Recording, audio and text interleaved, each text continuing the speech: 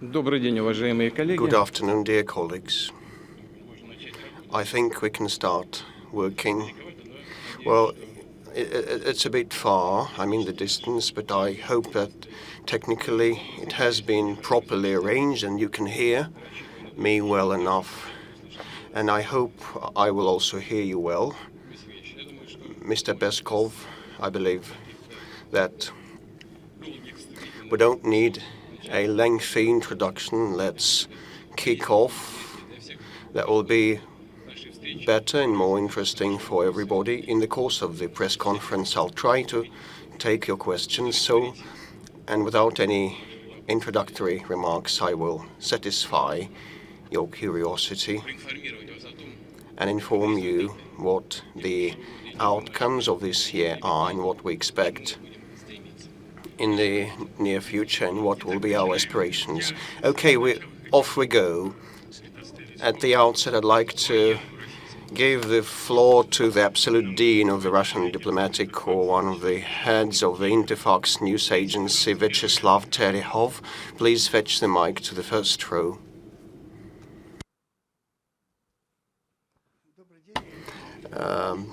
Good afternoon, Mr. President.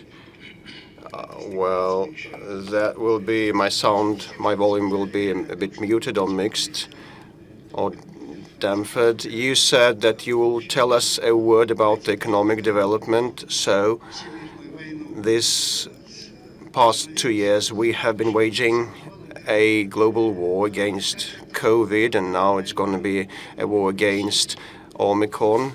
So, how that impacted the economy of our country, and how can we get out of that pit? Are there any enablers or drivers? And do we have to expect our aim for a full vaccination to provide for the successful economic development? And the main question to you, of course, is how you assess the work of the economic headquarters, which is the government, as well as the central bank. And I have just mentioned the central bank. And I just have recalled that I quite often asked you questions about the central banks, but this is a mere coincidence. Thank you. Well, if I take all your questions, I think, well, if I am able to do that, I think that will bring the press conference to an end and will last through the press conference because they are overarching, they're quite general, and they encompass the main areas of our activities. You have said that the world has been in warfare against COVID, and that is still ongoing, and we know about the dangers of the spread of the Omicron strain. But I really hope that we will talk that during today's press conf. As you know, a group of our doctors and medics is now in the South African Republic, where the strain originates from.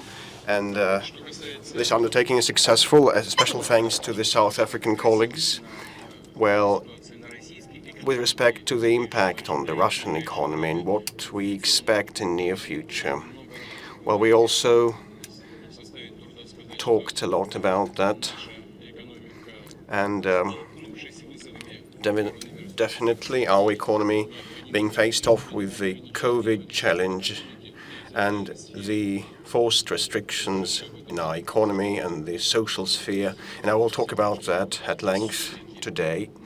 So still, we turned kinda more mobilized and prepared for such shocks than many other developed and advanced economies. If you take 5-7 leading economies or even G20, our economy fell by around 3%, which is much better than other leading economies, and we recovered at a much faster pace, and you know the figures. Last year we could speak about the nascent trends, and now I have a chart in front of me with some numbers. not to invent things, the GDP growth is expected at 4.5% this year. As of October, it was 4.3. The industrial output increases by 5%, and the processing industries by 5.2%. The crops of grains this year are a bit below the previous levels. 123 million tons versus 135 last year. That is a very good outcome and will be self-sufficient and will have a lot of capability for exports. The fixed investments are at 7.6% as of November, and as of 2021 we'll have a 6% rise. Last year we had a slump of 1.4, and our construction has been doing quite well. 90 million of new square meters built for the first time ever in our news history. And I'd like to congratulate all the construction workers, all the personnel, the construction personnel, and the managers and everybody. The real salary take-home pay, average take-home pay, has started growing, and the real disposable incomes are now on the rise. Last year we had -2%, and this year we expect a growth, and definitely we'll talk inflation, and inflation is at 8% as we project, which is much more than previously expected. But anyway, the real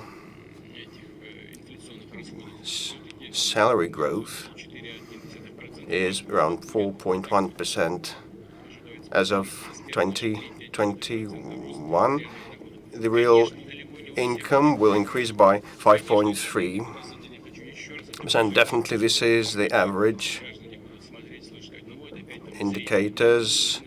Well, we do have, for the sake of statistics, to handle average values and numbers, to have some benchmarks, and we'll talk our incomes and livelihoods in greater detail. The unemployment rates. Our target was to return to the pre-pandemic levels, but now we have our unemployment lower than we had before. We had 4.6 to 4.7% of unemployment. Now it's 4.3 or 4.4% in 2021, which is a very good parameter of the overall economic performance. Although some of the hardships arise with respect to the labor market, and that, like, number of the people employed on construction sites and in the construction sector. So the trade account is now last year was at 24 billion of surplus, and this year the trade account will be 184. The foreign debt has gone down slightly to around 4%, which is one of the lowest parameters worldwide. Other important numbers that testify to the performance of the government, the central bank, and the state per se. The international reserves was at 595 billion USD. Now it is at 625. And the National Welfare Fund is at 185 billion USD, which speaks about the good macroeconomic performance and the sustainability of our economy. And what worries us is the life expectancy. It was 71.5 years, and now the life expectancy has gone down slightly to 71 years, which probably is accounted for partly by the pandemic of COVID. So more or less it is like this. And I think that the work of the government and the central bank deserves, well, a satisfactory mark, a satisfactory grade. The results are positive. So now, with respect to the growth drivers and enablers and the vaccination, whether we need a sweeping vaccination or not, well, we have talked about those growth drivers a lot with respect to our specific situation in this country. starting from the post-war period since the end of World War II in 1945. I mean, the challenges and the drivers that we face. I've just talked about greater mortality rates and lower life expectancy. And in this respect, one of the main problems, main goals of ours is aggravating. I mean, the demographics from the humanitarian standpoint and from the geopolitical standpoint, the population 146 million for this vast and huge territory is insufficient, and economics-wise, we lack the manpower. Now we have 81-something million of the working age people, and we are to increase that considerably by 2024 to 2030. That will be one of the economic growth enablers. And I underscore the geopolitical component and the humanitarian dimension. So saving our people, which the famous writer Solzhenitsyn told us about, is one of the overarching goals of ours. Besides, and apart from that, we should develop our infrastructure, and we have been taking strenuous efforts in this respect. You know that 500 billion was earmarked out of the federal budget to improve our infrastructure directly. Then within the national projects, we put up to 160 billion, then 400, and next year it's going to be 460 billion more. From the National Welfare Fund, we will spend 2.5 trillion rubles in the forthcoming years. We'll put that up in infrastructure. And the third growth driver would be improving our labor productivity, which can be broken down in education measures, digitalization, and healthcare initiatives, and a number of programs that we have in the pipeline. We know what to do. We have designed all of them, and the funds are stipulated, and we have them. We will be progressively disbursing funds, and what we need is the maximum return from each ruble that we invest. And then another question of yours about the sweeping vaccination. Well, like in many other countries, unfortunately, let's take Europe. They, like in Germany, for example, they are concerned about the low levels of vaccination, although this health care system of theirs is savaged by critiques, but still they have a low level. Ours is 59.4%. I mean, the vaccination rate. I learned that yesterday. I knew last night is going to be one of the main topics of our meeting, and I talked with Madam Popova and Madam Golikova. 59.4% is the herd immunity in this country, which includes those previously infected and those vaccinated. And we have around 70 million people with the first jab, and quite a considerable number with 2 jabs, but that is insufficient. We need to reach the herd immunity at around 80%. I hope that next year, in late first quarter or in the second quarter, we'll accomplish that. In some countries, they speak that the herd immunity should stand at 90 to 95%. Well, it is more or less like this. Thank you. We continue. Let's take our major news agencies. The TASS Newswire. A very good day. TASS Newswire. Veronika Chotkina is my name. I'd like to follow up on that topic and speak about this welfare spending. Of late, the government has stepped these expenditures up. And judging by the recently approved budget for the forthcoming 3 years, this will be the trend. And not long ago, there was a discussion about curbing the social spending next year. Will you comment on that, on those claims, and what would be your characteristic of the new budget? Is it going to be a development budget or a welfare-centered budget? Let me finish just a second. And whether it is possible to further increase the social spending amid the pandemic. If that is to happen, have you assessed any possible risks of losing control over the inflation, which has been soaring? Well, the budget quality and budget characteristic of mine, well, it is definitely a welfare-centered budget.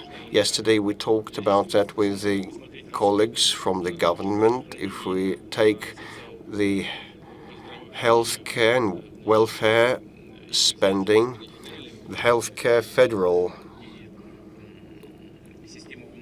expenses and the mandatory medical insurance in the regional budgets, they spend around 1.5 to 1.7 trillion rubles on healthcare. So it is an obvious growth, and I recall that we planned to have 3.6 trillion rubles of spending on healthcare from two sources. I mean, the federal appropriations and the mandatory medical insurance spending. And this year we'll have around 3.9 to 4 trillion. Next year we plan to have 4 trillion, but I'm sure we'll have more. These are real numbers, and that does not include the regional spending, which fluctuates around 1.6 to 1.7 trillion of rubles per annum, which is quite a hefty deal of subsidies. With respect to the welfare, definitely we'll also have growth in this sphere. Even under the conditions of the pandemic, when we were building up the work to support the most vulnerable and damaged areas of the economy and the industries, we are talking about enormous figures of 4.5% of the national GDP last year, and this year it is almost 1% of the GDP, which means almost 5.5% of the GDP in total. This is not just about allocating the money. This is about the economy in general. Even with the support of the damaged industries, we were always aspiring to save the jobs. We're doing everything to support the people with low income, the vulnerable groups of people, namely the young families, families with children. I can move on very long talking about that, but let me give you another few groups. You know all of them. We have expanded the number of families who are receiving the social support from the state. Simply the number of families has increased, those who have children from 0 to 3 years old. Besides, we have also started to pay the family capital social support for the families who have their first child. We also pay benefits for the pregnant women who are in a vulnerable social situation. We are paying additional funds for the families with children aged from 3 to 7, and we're also making single-time payments of 5 or 10,000 rubles for various categories of citizens. First of all, we're talking about the people who are financially vulnerable. This is an entire number of tools and measures that we're employing. 4.5 trillion rubles last year was allocated for that. And this year, we have continued a number of measures aimed at the same goal. The main goal, let me reiterate, is to support the people directly or support them through the businesses. The businesses are getting the money only if they can save the jobs and if they can retain a certain level of wages. Besides, we have increased the minimal wages and the minimum livelihood payments, and the increase might seem rather modest, but the whole meaning is to improve and increase the social benefits, which affects millions of people, since the minimal payment is defining the social benefit sums, and this also reflects on the indexation of the retirement benefits. So there is absolutely no doubt that our national budget is socially oriented. Right now, answering the question from your colleague, speaking of the drivers for the economic growth, I mentioned the absolutely unprecedented plans on the infrastructural development. And see the enormous resources that we're allocating. The National Welfare Fund is allocating 2.5 trillion. 500 billion have already been allocated, and next year we will allocate additional 460 billion. We're improving the productivity, the efficiency. We're digitizing the economy almost in all of the industries. We're allocating great funds for this end, and sure, our budget is absolutely social, aimed at the continued development of the country. This is absolutely obvious if we take a look at the figures. Thank you. Yes, please. I would like to precise and specify one more thing. I was asking if the growth of the social expenditure would affect the inflation. Yes, I forgot about that, sorry. You're absolutely right to say that this is one of the key issues in the area of sustaining the macroeconomic stability of the country, since many leading economies of the world are changing their macroeconomic policy and significantly increasing the intensity of money printing. These are obvious things, and therefore this results in great inflation figures in the leading world economies, which is obvious and apparent for everyone. These are the figures that we're all aware of. The budget deficits are on the rise in all of the leading economies, including the United States, with a bit higher figures and slightly lower in the Eurozone, but still they have significant figures for inflation which are uncharacteristic of them. But if we take a look at the world's leading economy, the United States of America, they have 6.1 or 6.2% of inflation, while their target inflation is 2%. This means a threefold increase over the target inflation rate. In Russia, it's also large, 8%. Our target was 4%, which means a twofold increase compared to the target inflation. They have a threefold increase. This is quite serious, and I believe the Federal Reserve will have to do something about that. Their monetary policy is affecting the macroeconomics, and finally, it nullifies and cancels out the good and noble goals that they're using, including the support of the economy and the support of the country's citizens. This also exists in Russia, since 8% is a large figure, and naturally we need to come back to the target goal of 4%. Sure, we can blame the central bank, and I'm staying in constant contact with our colleagues from the real sector of the economy, from the production, and I know how they're blaming the central bank. I'm aware of their arguments. I see and hear it almost every day. And you see this on the TV, and people come to me sitting 3 meters from me, and this is only a small share of the entirety of my contacts, which is not shown on camera or on television. I see this and hear this every day. I meet people, I hold sessions and discussions. Some people are staying further away, so you can't see that. But we are talking about this every day, and I'm well aware of the dissatisfaction of the real sector from the changing rates. But if we don't do that, we might end up like Turkey. This is the problem. And this is a serious matter and a serious challenge. Naturally, we need to be very careful when we use this tool, but the central bank is conducting an independent policy. This might seem weird, but I do not interfere in the work of the central bank, but I am positive about its work.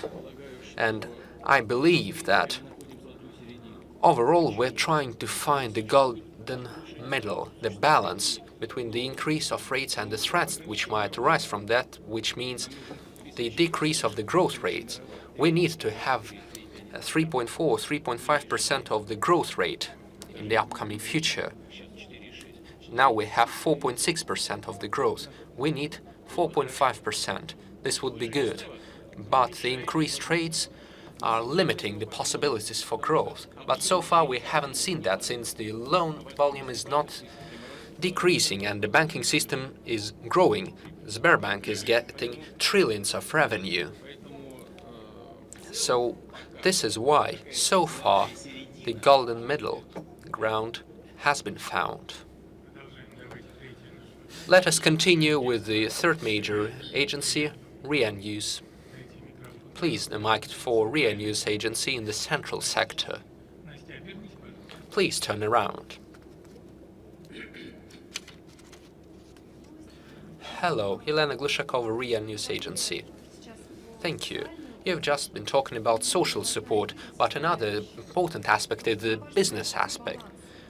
Where do you think is the balance between the restrictive anti-COVID measures and the need to save the economy, since the restrictions are often damaging for the large and small businesses, the retail and small restaurants and cafes, small shops, the cinema industry, movie industry and entertainment? And another related question, what is your opinion on the work of the regional authorities who, during the pandemic, have received very wide competencies and used them differently while introducing various kinds of restrictions? In your view, were they successful in this work, and how would you evaluate their work? All right. First of all, speaking of the businesses and the support for that, you said that it was damaging the large business and small business alike. Well, small business is taking most of the damage in this case. Sure, there are certain negative aspects in the work of large industries. We have also elaborated certain support measures for these industries and businesses. All the leading industries have received support. The large businesses received 8 packages, which was my request at the beginning of last year, and the government actually did that. They adopted a number of measures which were quite beneficial for our large industries and businesses, the holdings. And they worked quite well without any problems, and in some cases they even managed to increase their production volumes. Speaking of the defense industry, they have also increased their production. Speaking of the small and medium-sized enterprises, we know that we're talking about the restaurants, cafes, the fitness halls, the cinemas, and even theaters and museums and so on. All the areas related with servicing the population have suffered, and they have received the necessary support from us.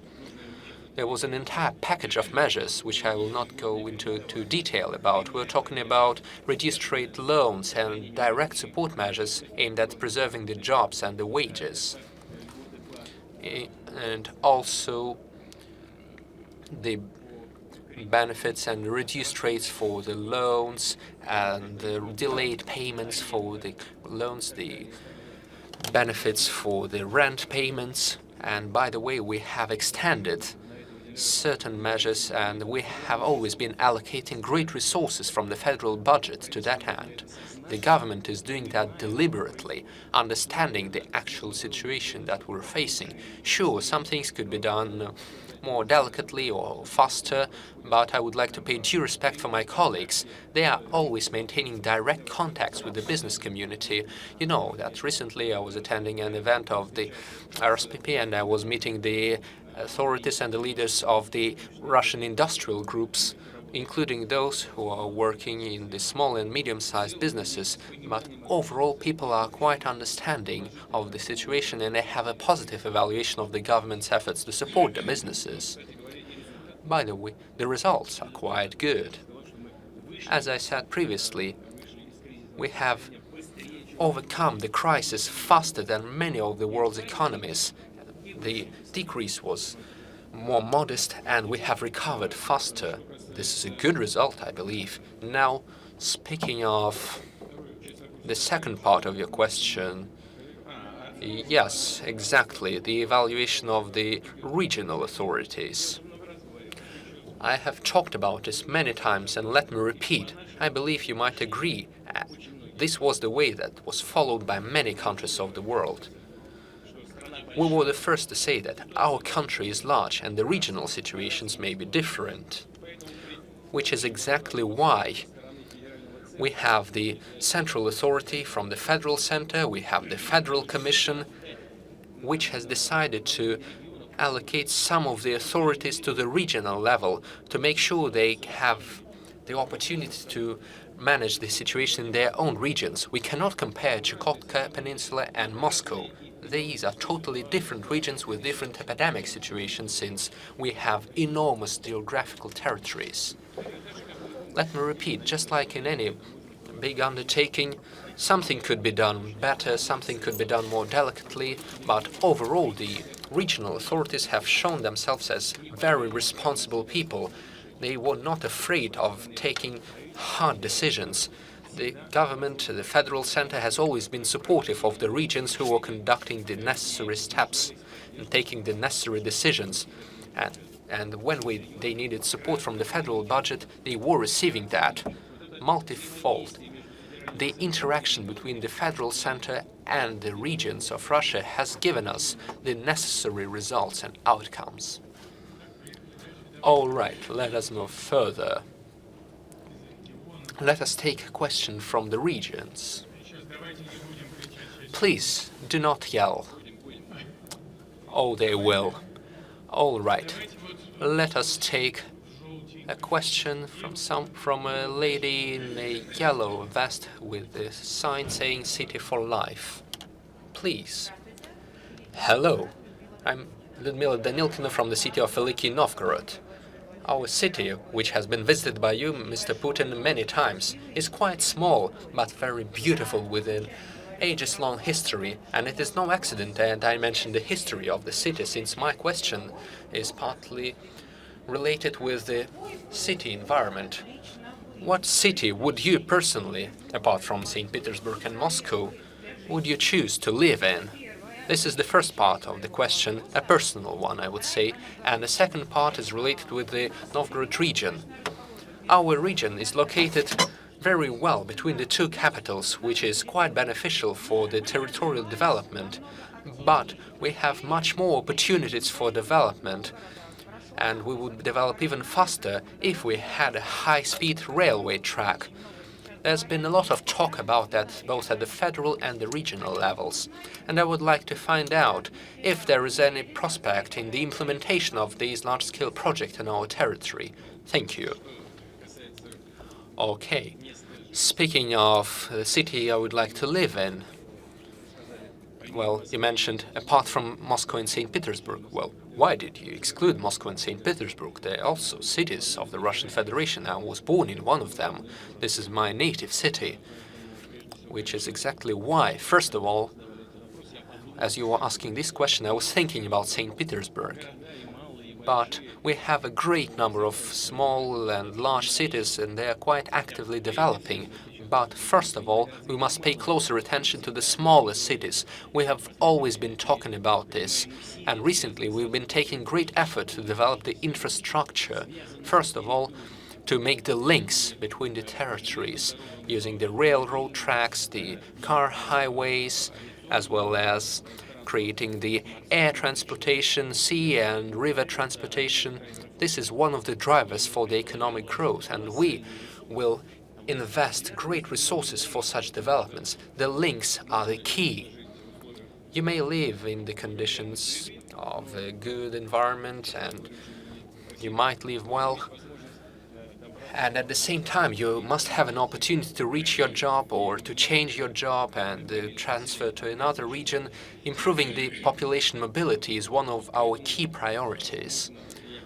And let me repeat, First of all, I was thinking about St. Petersburg, my native city, but the south is developing very well. Take a look at Krasnodar and the coastal region, Crimea, let's say. Now, moving back to the infrastructure, we're talking about the development of the Eastern Front. But apart from that, we also have Moscow and Kazan, as well as the other cities up to Tyumen. We're planning to reach the high-speed railways all the way there and then connect all the cities, giving the people an opportunity to feel connected in an affordable and available environment. Everyone must reach another place to meet their friends and colleagues, to reach their jobs, to reach other places which have other aspects of development. People must reach the museums, the cultural centers, and so on. Which is why I believe we have a great number of very beautiful and nice cities where everyone can feel comfortable. But speaking of the high-speed railway tracks, this is another topic which is currently under development. If we actually construct this railway track, sure, this will affect the city of Veliki Novgorod. Having a high-speed railway means you must have stops along the way, and Veliki Novgorod is one of the major places where the train could make a stop. And the airway connection will stop existing if we establish this high-speed railway track, since it would only take around 3 hours to go from the center of Moscow to the center of Petersburg. Sometimes it takes 1.5 hours to reach the airport in Moscow, which is why the aircraft are losing their meaning. So we must evaluate everything and consider all the options. Take a look at the experience of other countries in the construction of high-speed railways. Let's say the People's Republic of China has many similar railway tracks between the cities, and up until recently they were not profitable, even in China, meaning that this is a country with 1.5 billion people of population. We must calculate everything. And of course, we understand that sometimes it makes sense to use railways, sometimes to use aircraft. Currently, the situation is being studied at the expert level. Alexander Gamov, were you the one who shouted out just before that? Yes, Komsomolskaya Pravda, yes. They will give you the mic now. No, I was not the one to shout out. Well, then ask your question. Thank you. Mr. President, thank you very much for coming here, because Dmitry Peskov told us it was your initiative. If you don't mind, I would like to get back to the topic that you raised when you spoke in response to Mr. Terekov's question at the very beginning of the press conference. You met our scientists and experts. So what do you think causes the new waves of coronavirus? Because every succeeding wave is stronger than the previous ones. So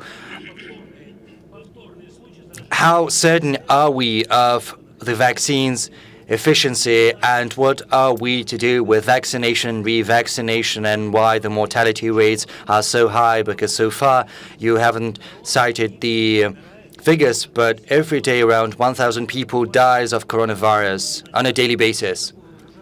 And just recently, I made a terrible discovery. I looked at the mortality rates across the world. Every day, around 6,700 people die on a daily basis. So the figures are very high.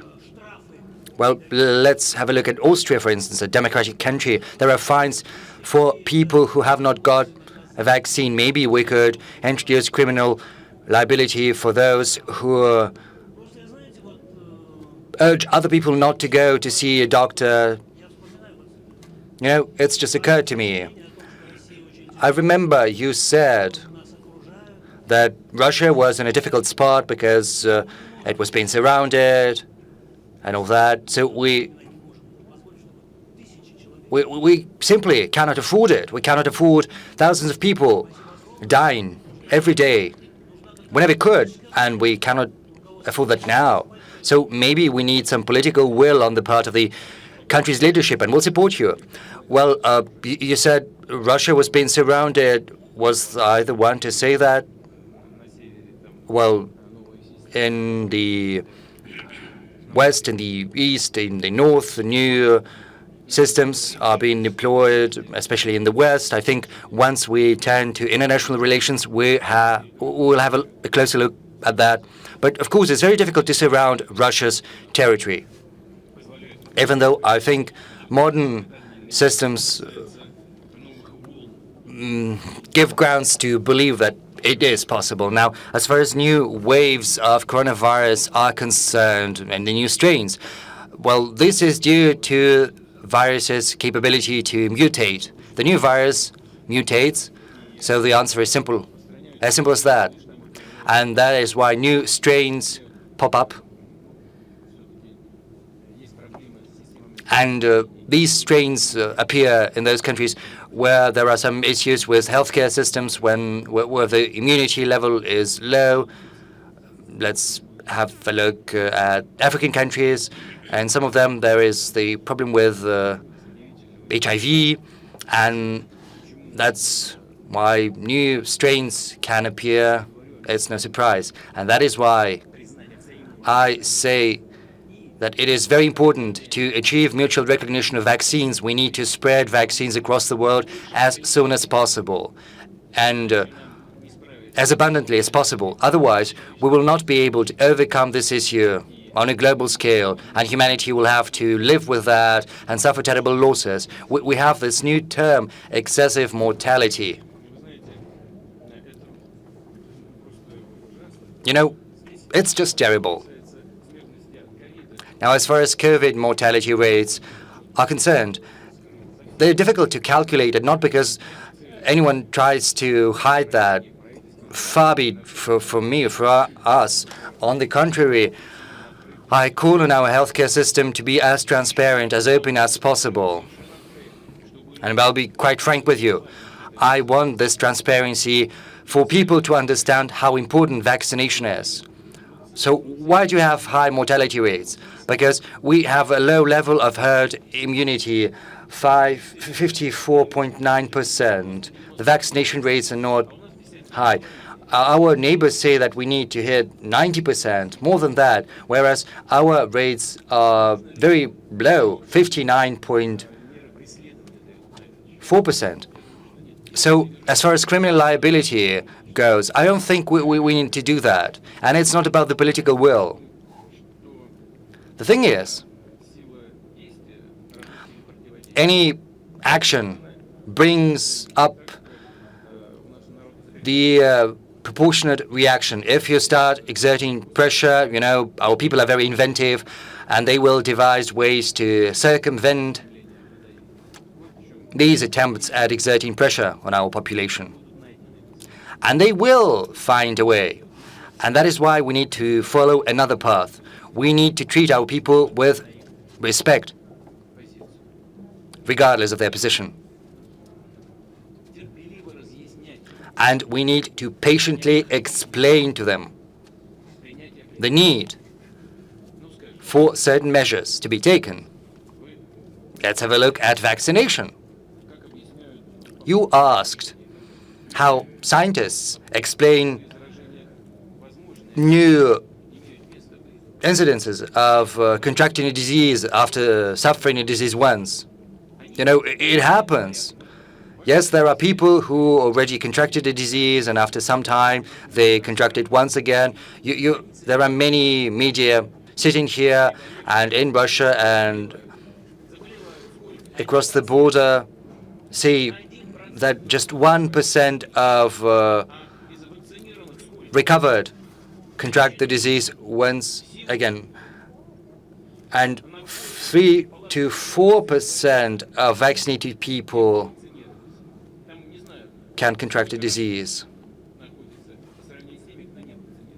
So, of course, after vaccination, the disease is far milder. The consequences is not as severe, and we need to explain that to the people. In the Soviet era, no one bothered to explain anything to the people. They just made people take a jab.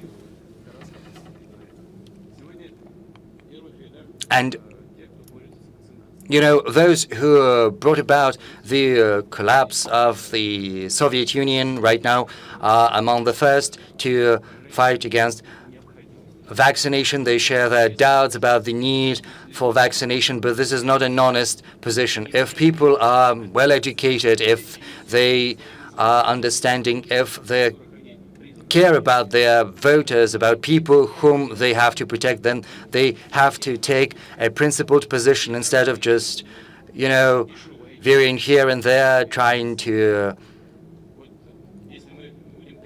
get a score out at the expense of the health of the nation. On the contrary, they need to treat people with respect. They have to explain to them the need to get vaccinated. And I think if this is the path we follow, then we will secure the necessary outcomes. Other measures are not going to be as productive.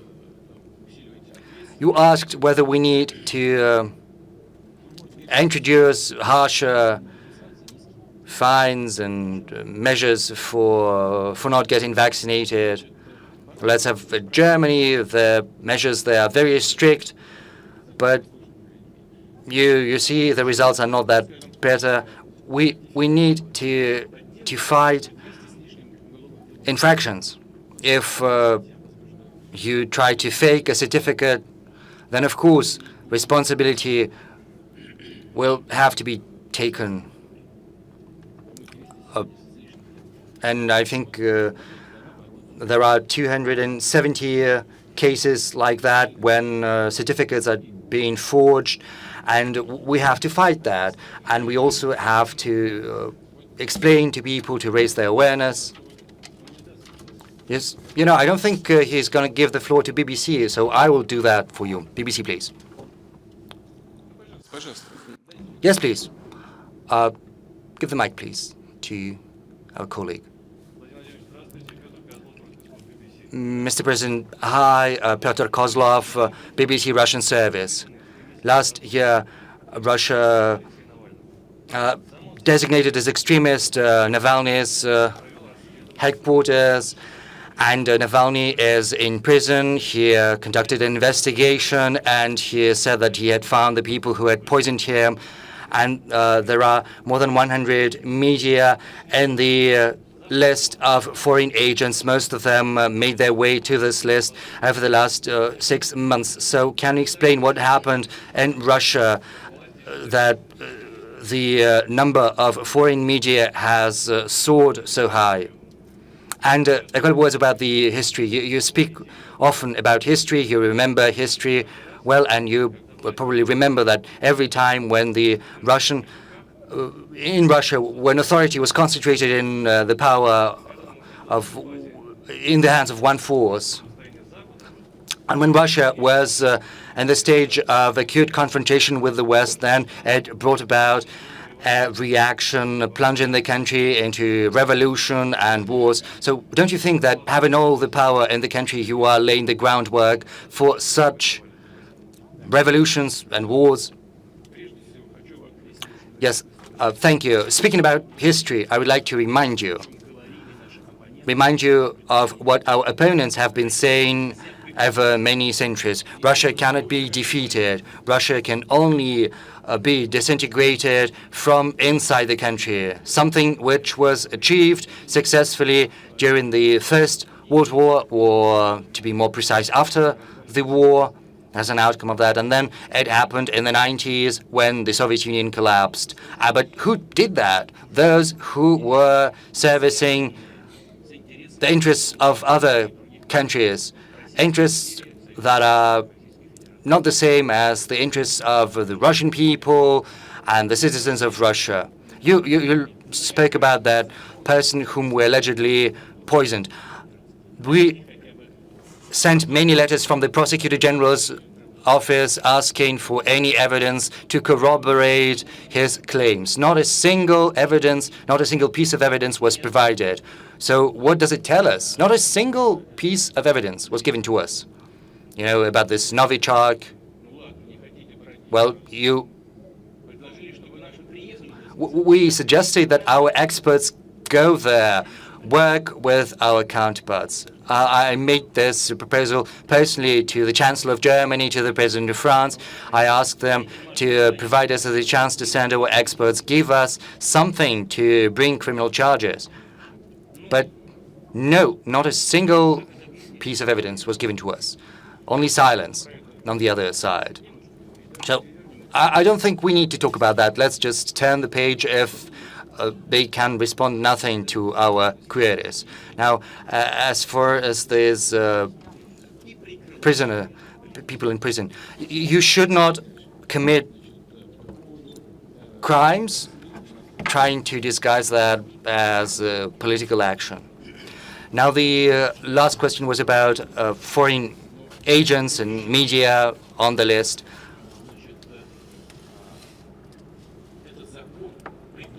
This law is not something we came up with on our own.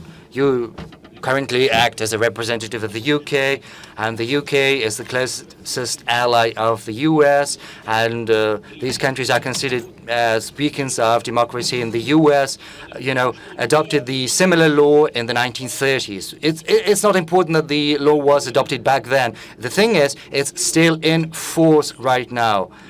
There's 0.34% of organizations have been designated as foreign agents. And, it's the same in Russia, just the same ratio, 0.34%. And there is a difference, however. There are criminal charges possible there if you are not in compliance with the law, and you risk up to 5 years in prison. And even if you do that, but it's too late, then there is the possibility of facing criminal charges and a sentence of up to 5 years in prison. Whereas in Russia, it's not like that at all. We just want the organizations who get funding from abroad and are active in Russia, we want them to be transparent about that. They have to declare that they get money from abroad. Our law is far more liberal. If you think that that is not sufficient, just as your colleague says that, criminal charges have to be brought against people who refuse to get vaccinated, well, we can introduce similar clauses into our law like the US, and if you do not close your activities and you get money from abroad, we can use the same measures as the US. But so far, the law is far more liberal. Yes, there are issues about some procedural matters. There are 74 organizations that have been designated as foreign agents out of 200,000 non-government organizations that are registered in Russia. Just 0.34%. But the measures against these organizations are not as harsh as in the US. Now let me move on to the separation of powers. We have 3 branches of power: the legislative, the executive, the judiciary, and in every country at different stages of the history there are some nuances to the cooperation, interaction of these branches of power. We need them to be separate. We need at the same time to make sure that our country is coherent, that it strives to move into the future. And of course, it is up to the Russian people to make a decision on the future of our country. It's not up to those whom you service today. Thank you. Let's move on. I suggest we should turn to TV channels now. Rather, Zina Alava, please. There's no need to introduce yourself. Good afternoon, Mr. President, colleagues. We started to talk about history, it's just like Gorchakov said, Russia is concentrating, and of course we want to concentrate on our internal issues and address them on our own. At the same time, for the last several weeks, the foreign media are clamoring that Russia is preparing for war, that it threatens Ukraine with war. You give course to foreign leaders, and you try to reassure them. As a result, you have to send your own proposals to them, rules of the game, red lines from our point of view. So in the past, it wasn't like that. Right now, we have come up with our priorities of our security, our interests, and of course, from history, we know that after any negotiations, agreements can stay on the paper. After negotiations, smallest provocation is enough for the agreements to be set aside. So, Mr. President, what are we to do? What are your realistic forecasts? And if they're clamoring about a possible war, do we consider such a possibility if a provocation happens or anything? You remembered Gorchakov, the beginning of his phrase, Russia is concentrating. But, there was the first part of this phrase, of this quote. He was asked whether Russia was angry, and he said, no, Russia is not angry, Russia is simply concentrating. So let me give you a very succinct answer. You remember that the tensions started to flare up in 2014. Before 2014, despite the fact that the Soviet Union had ceased to exist and some parts of historically Russian territories with Russian population ended up outside Russia's borders in Ukraine, but we were okay with that. Moreover, we helped them build their countries, and we were willing to work, to cooperate with all governments regardless of their political orientation. Let me remind you of our relationship with President Yushchenko and Prime Minister Tymoshenko, just as the current leadership of Ukraine.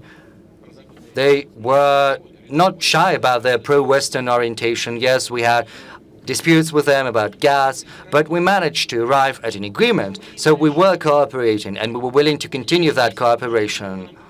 And it even didn't occur to us to do anything about the Crimea. But what happened in 2014? There was a bloody coup d'etat. People were burned alive, were killed. I'm not speaking about who is to blame for that, however. Well, there was some legitimate outcry of the Ukrainian nationals with respect to what was happening inside that country.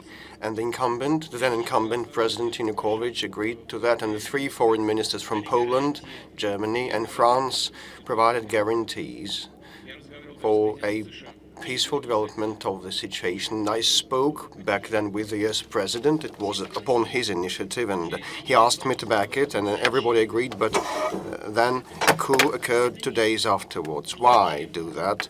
No response. President Yanukovych was in agreement. He caved in. He was ready to give up power as soon as the next day, and the victory of the opposition was inevitable. Everybody knew that, but why on earth do that? And afterwards, Crimea happened. Could we say no to those people residing in Sevastopol and Crimea? Could we fail to protect them? Well, we couldn't have acted otherwise. And or probably you believe that we should stand aside and watch what happened in Donbass. And, Lenin and his comrades decided that Donbass should belong to Ukraine. And they created a brand new country that never existed, which is the Ukrainian Republic. And they pushed some of the historically Russian territories into that new republic back then, when the USSR was established. But back in 2014, we had to do something about that, and that gave rise to the crisis that has been evolving ever since. The Ukrainian authorities twice tried to, well, try a military solution.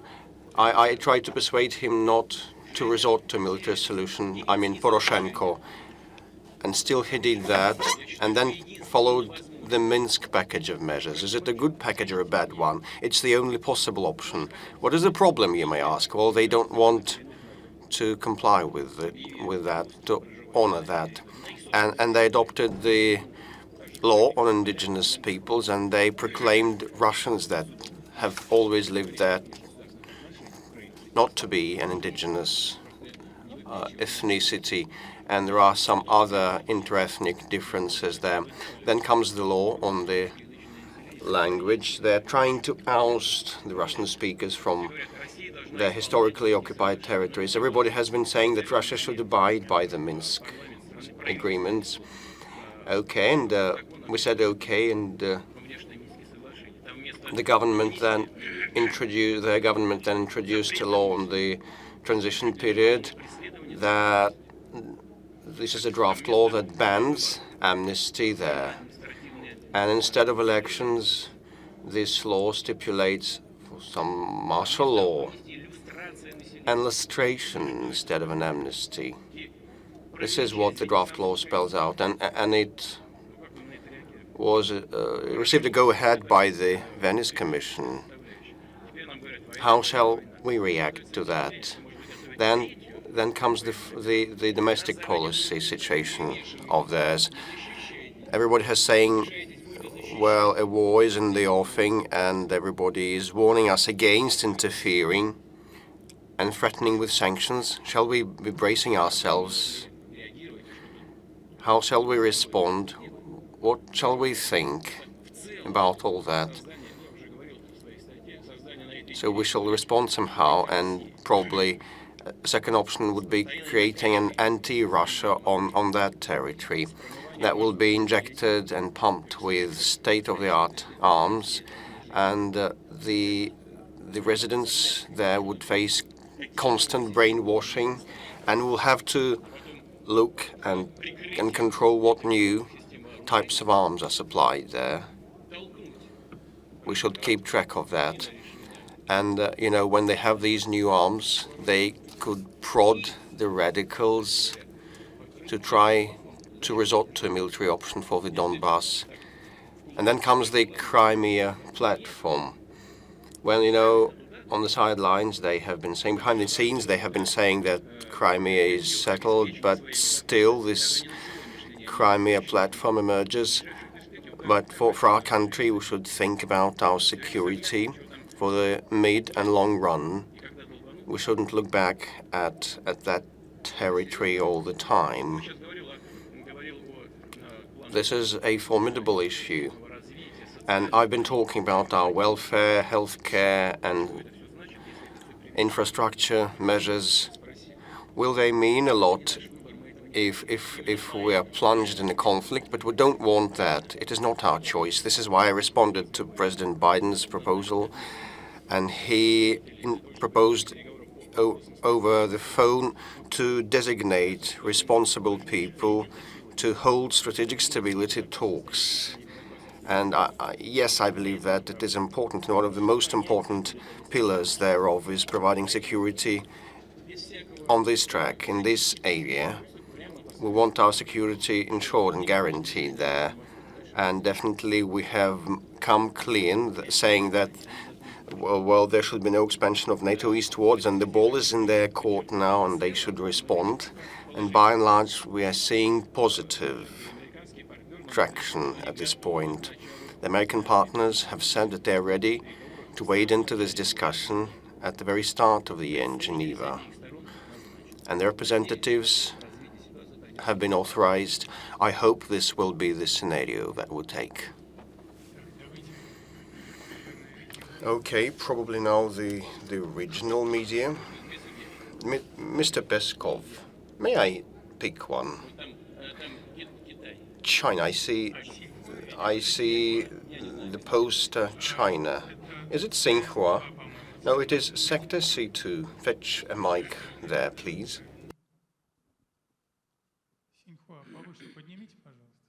Tsinghua.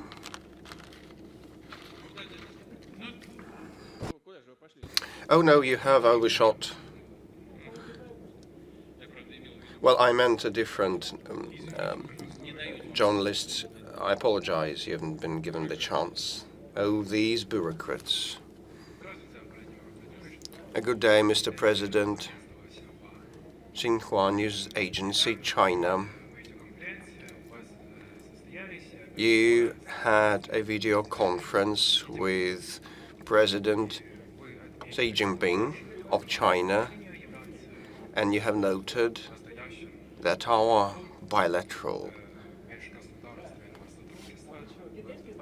relations are an epitome of intergovernmental cooperation in the 21st century. And at this critical international juncture, how can you further comment on your assessment? Well, just understand it as it is. There are no hidden pretexts here or subtexts. You know, the relationship between the Russian Federation and the PRC is established right like I characterized it.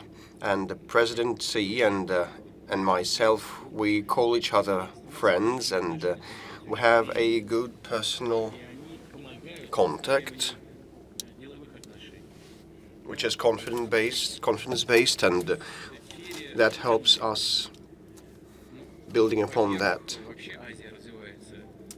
develop our business and economic ties. Asia has been a rapidly developing region, and China is definitely a major powerhouse of the global and the regional economy. Naturally, we are developing our relations with them. We have more than 100 billion of bilateral trade, and we have surpassed the pre-pandemic levels. China is our #1 trade partner, and we work in energy. We both undertook the commitments to reach the carbon neutrality by 2060, but before, we'll be supplying all types of energy resources to China, and we will be ready to do it afterwards, because history will not end in 2060, and carbon neutrality may be attained differently. And if the use of fossils is also an option, but they will have to be absorbed and sunk properly. We cooperate in nuclear energy, high-tech, and space exploration. We have been toiling in culture interaction, just the cross years of youth, science, education, and culture that knits us together and brings us closer to one another, improving the people-to-people contacts. We cooperate on security, and the Chinese army receives a lot of state-of-the-art Russian weaponry, and we have been together designing high-tech arms. We work in space, in aviation, both on aircraft and helicopters. And definitely we hold joint maneuvers between our armies. We participate in international combat games.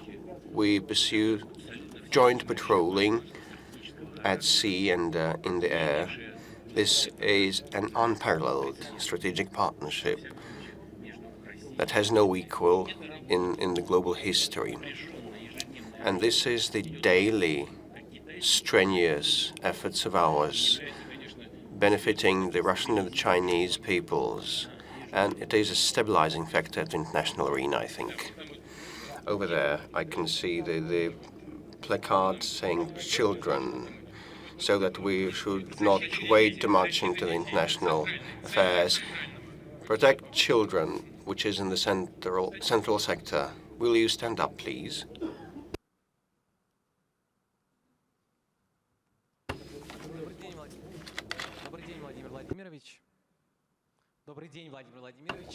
Good day, Mr. President Shamil Guriev. Tobolskoye время. Still, the destructive information that children receive from the internet is a relevant issue, and school bullying stems from that, and calls for unauthorized actions and other provocations also originate from that. And not long ago, well, registration on social media with the passport was mooted. Will that happen? Will this be the case? And what other measures may be taken to protect the youths and adolescents from the potential perilous information? Shamil is your name. I fully agree with you. It is one of the relevant issues and problems, not only in this country. And you know, it has been discussed in many nations. It's been discussed in mass media and in governmental bodies. The US Congress also holds hearings on that, and they summon owners of the global platforms, global social media, for whom it is merely a business and money comes first, and they want to dodge international oversight. And they want to avoid thinking about children's interests. The question number one for them is gaining profits, and hence all the negative manifestations and calls for suicides that are quite often seen there, and tragedies at schools. We have prevented more than 100 cases of tragic developments in schools. More than 100 offences, real formidable things, and some things that still occur. Well, they could have been much more numerous. 127 offences were prevented, and it is a huge headache for the whole of the world, and definitely want to land them here, want to make them abiding by the national legislation and open their branches here. And with respect to introducing the identity in the internet, well, and dropping anonymity, you know, this is discussed and contemplated in many countries. Internet today is part and parcel of our life, and definitely it should be subject to the overall moral and ethical and legal rules.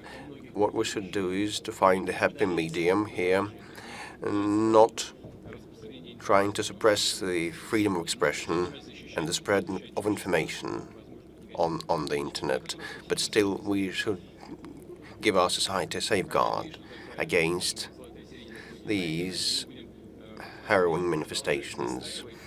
And I hope we'll be able to find the golden medium, and we will cooperate with international platforms, insisting they be in line, in compliance with our legislation.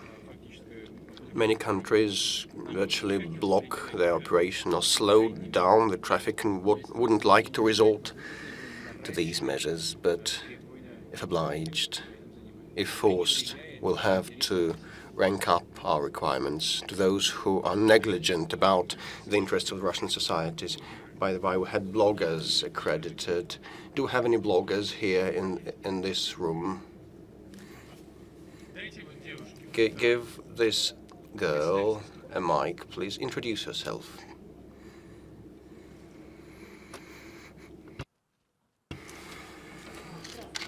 Good day. Anya Hivgevich, my name is. I represent a Russian social media yappy. My question is as follows. The development of the digital services has a lot of new opportunities to offer, including in education, like educating youths and giving them new knowledge is possible via games or entertaining content. And our Yappy app is quite convenient for watching and filming clips and movies. So what is your attitude to dealing with the use in such media, in such environments? Do you think they're degrading? Why degrading? The humankind has been on track of constant development and evolution, and children are always smarter than their parents because we have been accumulating information and the ways to transmit that information have been improved. And the features and potential and capabilities of people, like physical and intellectual, have also been improving. They run faster and think better. Now, a lot of education is game-based, including for the youngest learners, and definitely the capability that you have mentioned definitely should be capitalized upon. This is why we want to introduce and deploy broadband internet connection up and down the country, make it universal. And we are about to finalize that in schools and be through with that in rural areas. And we earmark around 24 billion rubles on that. And the post of Russia, well, probably many people argue we shouldn't be supporting post of Russia, but I think we should for the sake of people so that they can use the connection for their empowering.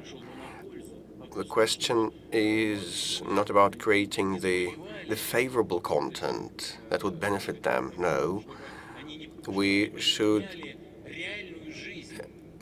prevent them getting hooked on the internet, being addicted to the internet and spending like 24/7 online. They need some motion, they need to practice sports, they need to go to theaters and museums and have offline life. So those social media should be complementary to real life. They should not be replacing real life. And people should not be immersed in the virtual world, which will cause a degradation. And this is why we have the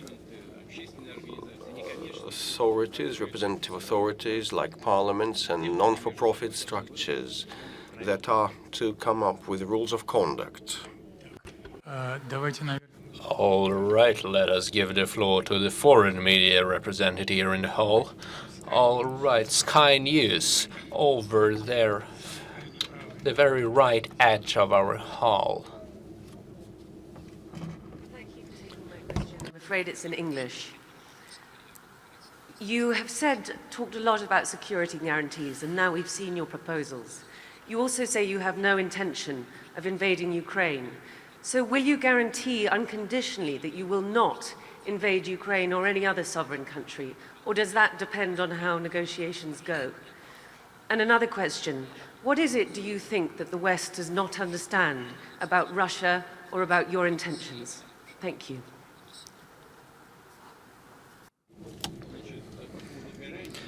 Speaking of the security guarantees and what it will depend upon, or if something will depend upon the negotiations, our actions will not depend on the negotiation. They will depend on the unconditional compliance with the Russian security demands today and in the historical context.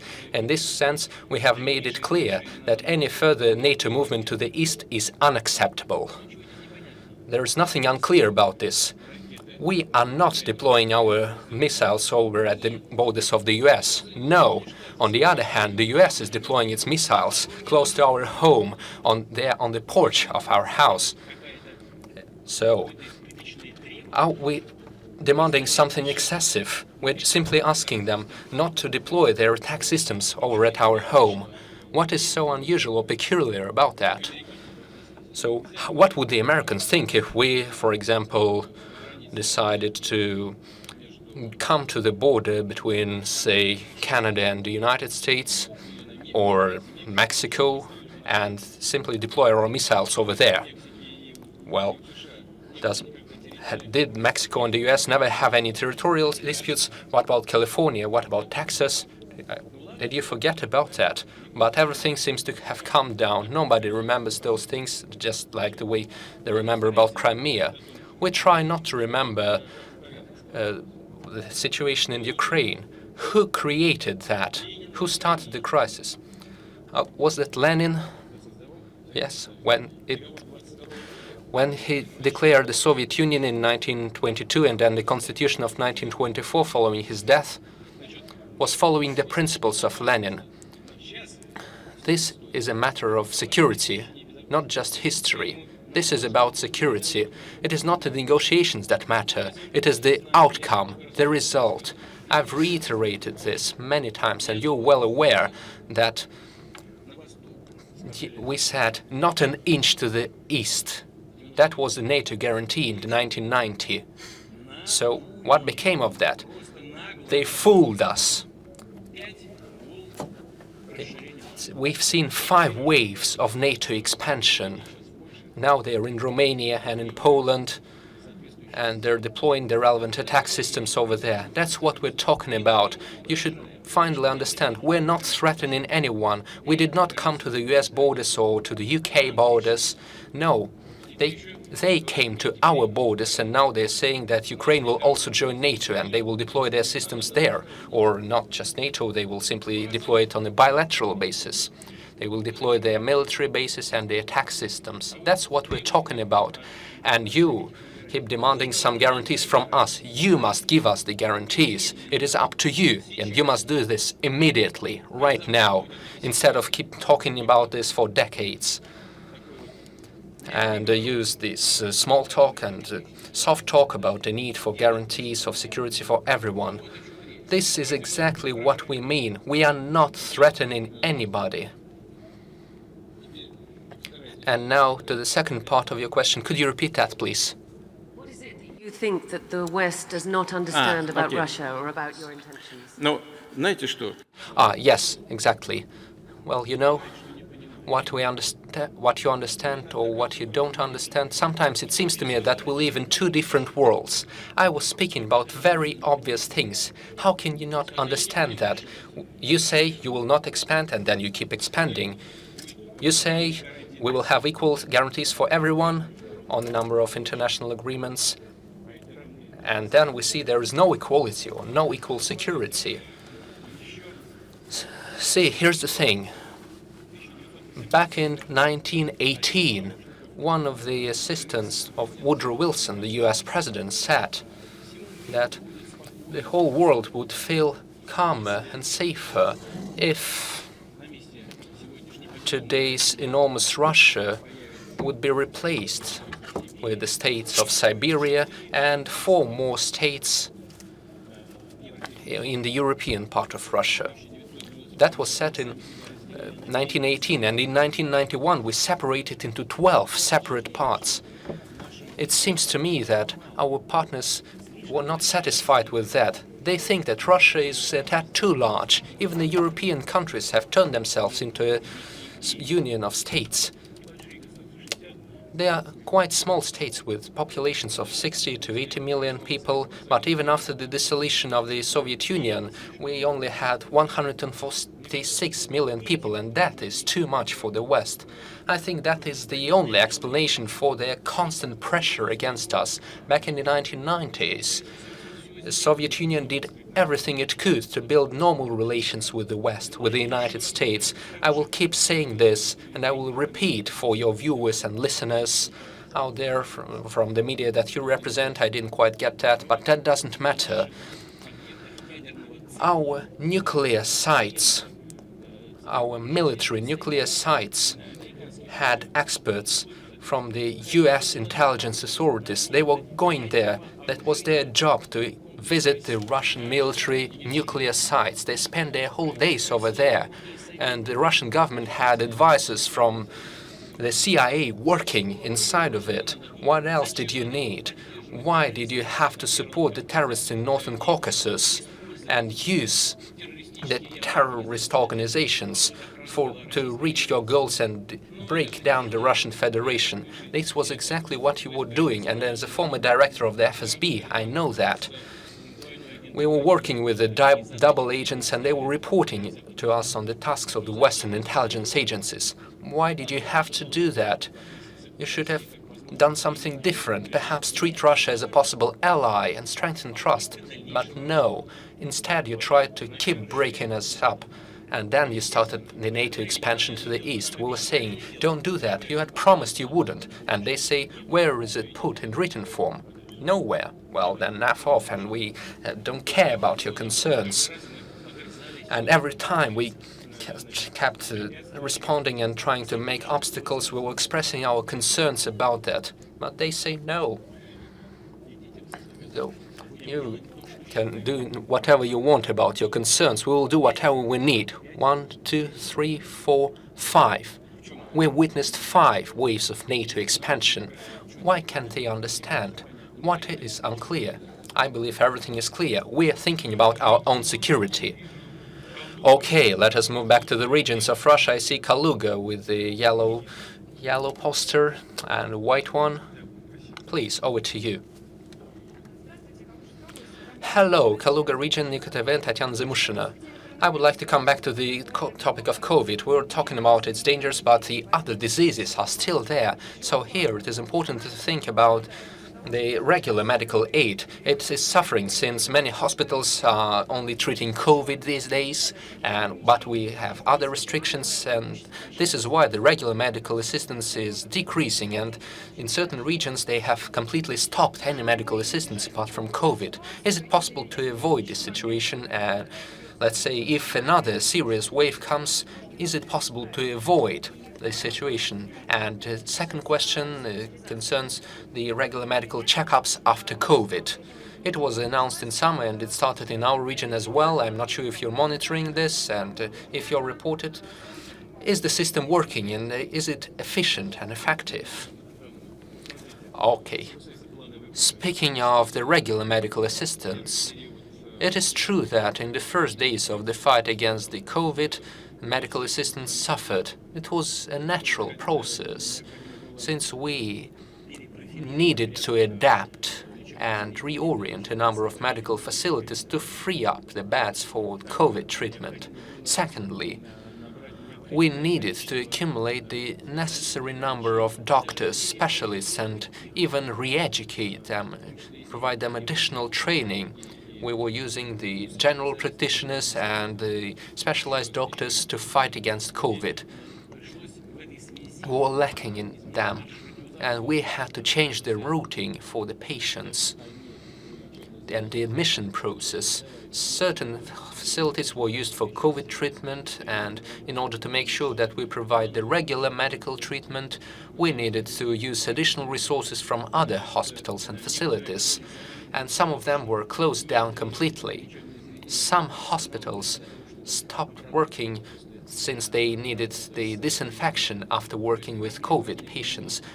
There was a great deal of problems, and the first stage we were lacking in masks, the gloves, and the protection equipment. This meant that we had certain problems in the overall healthcare system. But I hope that we've managed to overcome all those challenges, and I hope there will be no deficit or shortage. But we had certain shortage in oxygen, sure, but thanks to the armed forces and the industry, we've managed to overcome this challenge as well. Let me repeat, I hope we can avoid this in the future. We have the involvement of volunteers. We're involving the university teachers, the professors, the students and overall, I believe that we have managed to accumulate all the strength, all the resources to provide an efficient counter-response and action to counter these challenges. One of the areas of our work is the prevention, as well as post-COVID treatment and recovery. We have allocated the necessary resources, so here's the way it works today. Unfortunately, it is not as efficient as we would like to. We have 1 million people who have been through the system of post-COVID medical checkup. By the way, the medical checkup should be always working as a sustainable mechanism, regardless of any COVID restrictions and challenges. The post-COVID medical recovery and medical checkups are quite efficient tool which has a positive effect on the people's health. Sure, there are certain prejudice and challenges. The people are simply scared of visiting the medical facilities of this kind. They're afraid of facing the infection there and getting reinfected. But I must say that our medics are doing everything they can to ensure the safety of those who come for the recovery and the medical checkups. And they provide the necessary assistance. After COVID, people really need medical help. We all know that COVID hits all the internal organs of the body. It hits the cardiovascular system, the internal organs, the heart, the kidneys, the liver, everything. And even the brain can be damaged. So they need recovery. And we've established a very good system, and I hope it will keep expanding. Okay. We made the necessary conditions. All right, let us continue in the same sector from the bottom. Channel 1 Russia, please, and moving further ahead. Thank you. Pavel Krasnov, Channel 1 Russia. Question regarding natural gas. Europe has been hit by an acute gas crisis. And when it started, the prices were surging, and then we heard the endless accusations against Gazprom and Russia in general, saying, and very recently there were accusations that we were not providing enough gas through the Yamal-Europe gas pipeline. We were accused of monopolizing the market or not shipping enough gas, and Ukraine is also asking the European Commission to oblige Gazprom to sell more gas.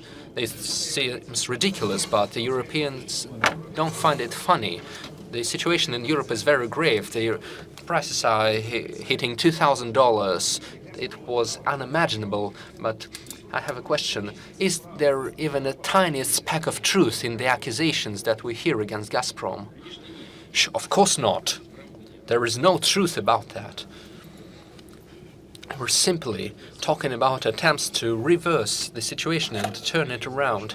We had a question from a different colleague of what the West couldn't understand. Let me say it like this. They're lying to us.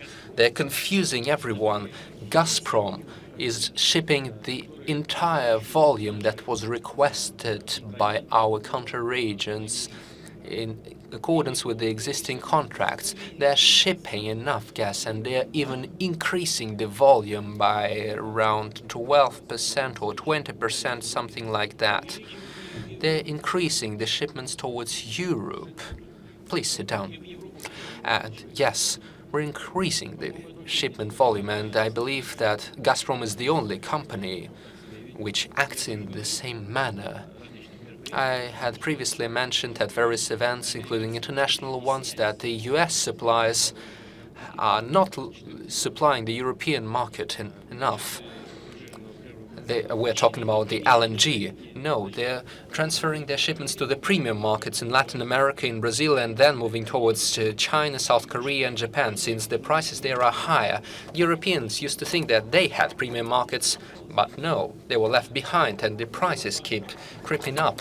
There are numerous factors, including bad weather conditions, the extreme cold last year, the long spring and cold temperatures, and not enough national supplies, and not enough wind energy production. This created a shortage. This is why the officials are going hard on their own national gas and oil producers, and they do not invest enough into expanding their production. This means we have a shortage.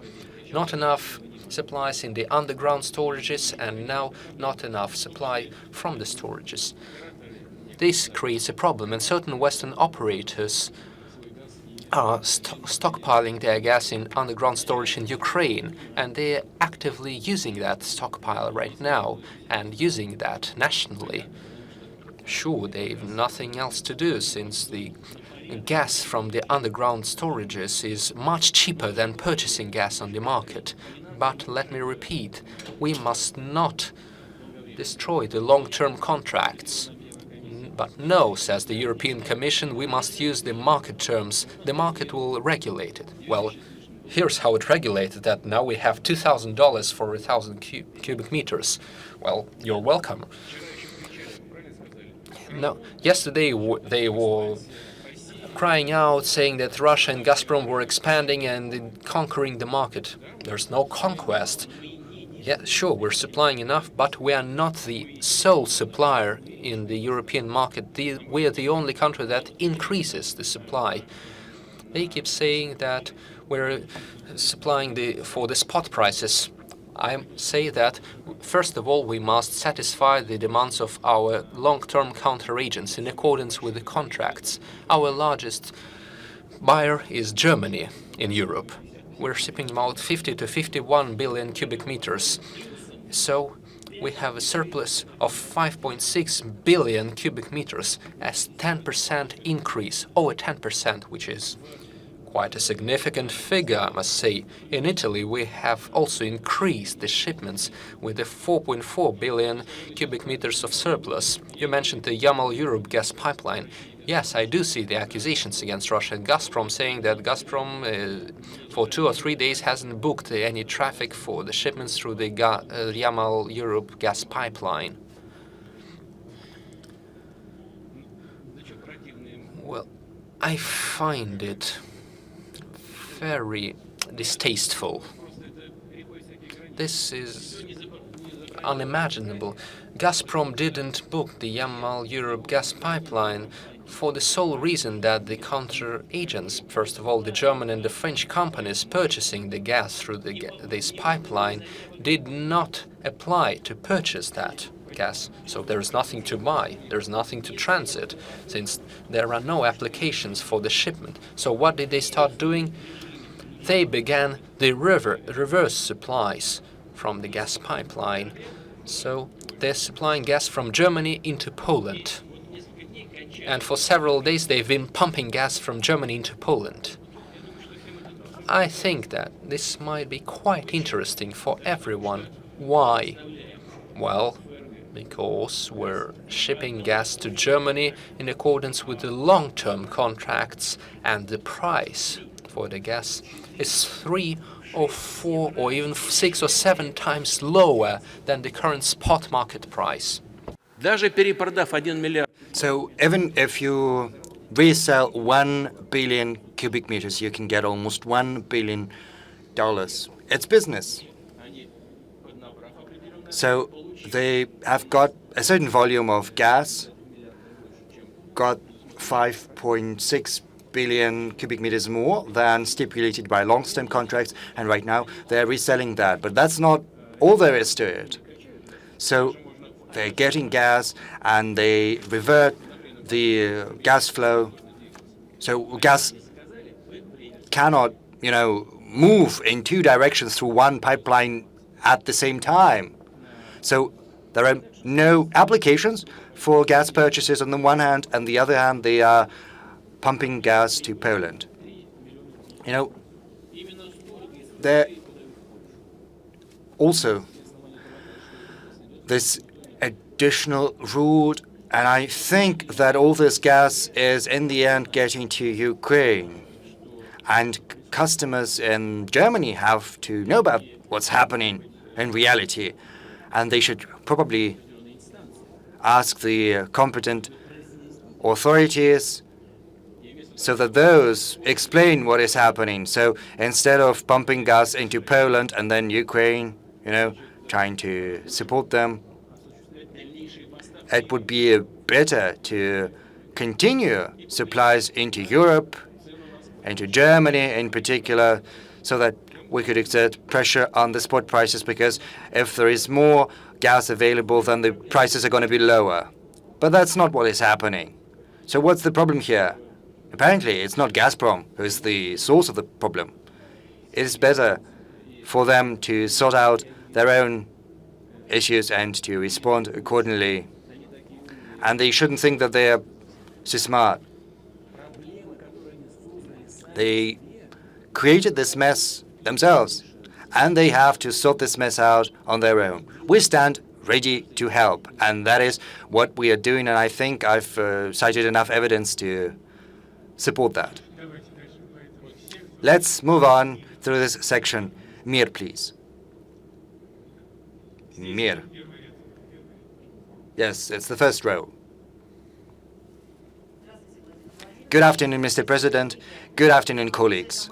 My name is Gozel Kamaeva, TV company Mir.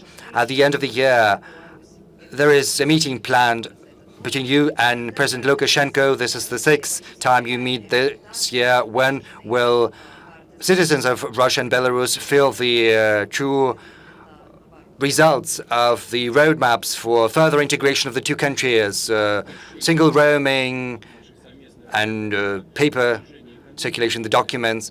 You know, we have a great deal of measures to harmonize our economies, to make them more efficient, and not just roaming, of course, even though this is the issue that has to be on the agenda and people have to feel the real results. We have done a lot in terms of free movement and the labor market, as well as social protection measures in a number of fields. Right now, what we need to do is to synchronize our taxation and also customs legislation, and this requires a great deal of work. We need to have a uniform understanding of how we must act together to achieve the best results possible. This is the most important thing. We need this fiscal policy harmonization and customs policy harmonization. This is going to be a very difficult path. This will take us time to agree on our positions, and I have to tell you that Mr. President Lukashenko and his team are tough negotiators, but we both understand the movement we need to be pursuing.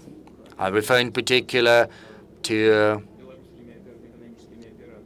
the procurement by Belarusian economic operators. I refer to transportation. I refer to a great number of issues that require attention. And I'm confident that our citizens will feel the fruits of our labor. This is not, some divine gift that is going to fall from the sky all of a sudden. No, this requires work. We are building a union state, but so far the level of integration between Belarus and Russia is, of course, far lower than in the European Union, for instance. I'm not even talking about single currency.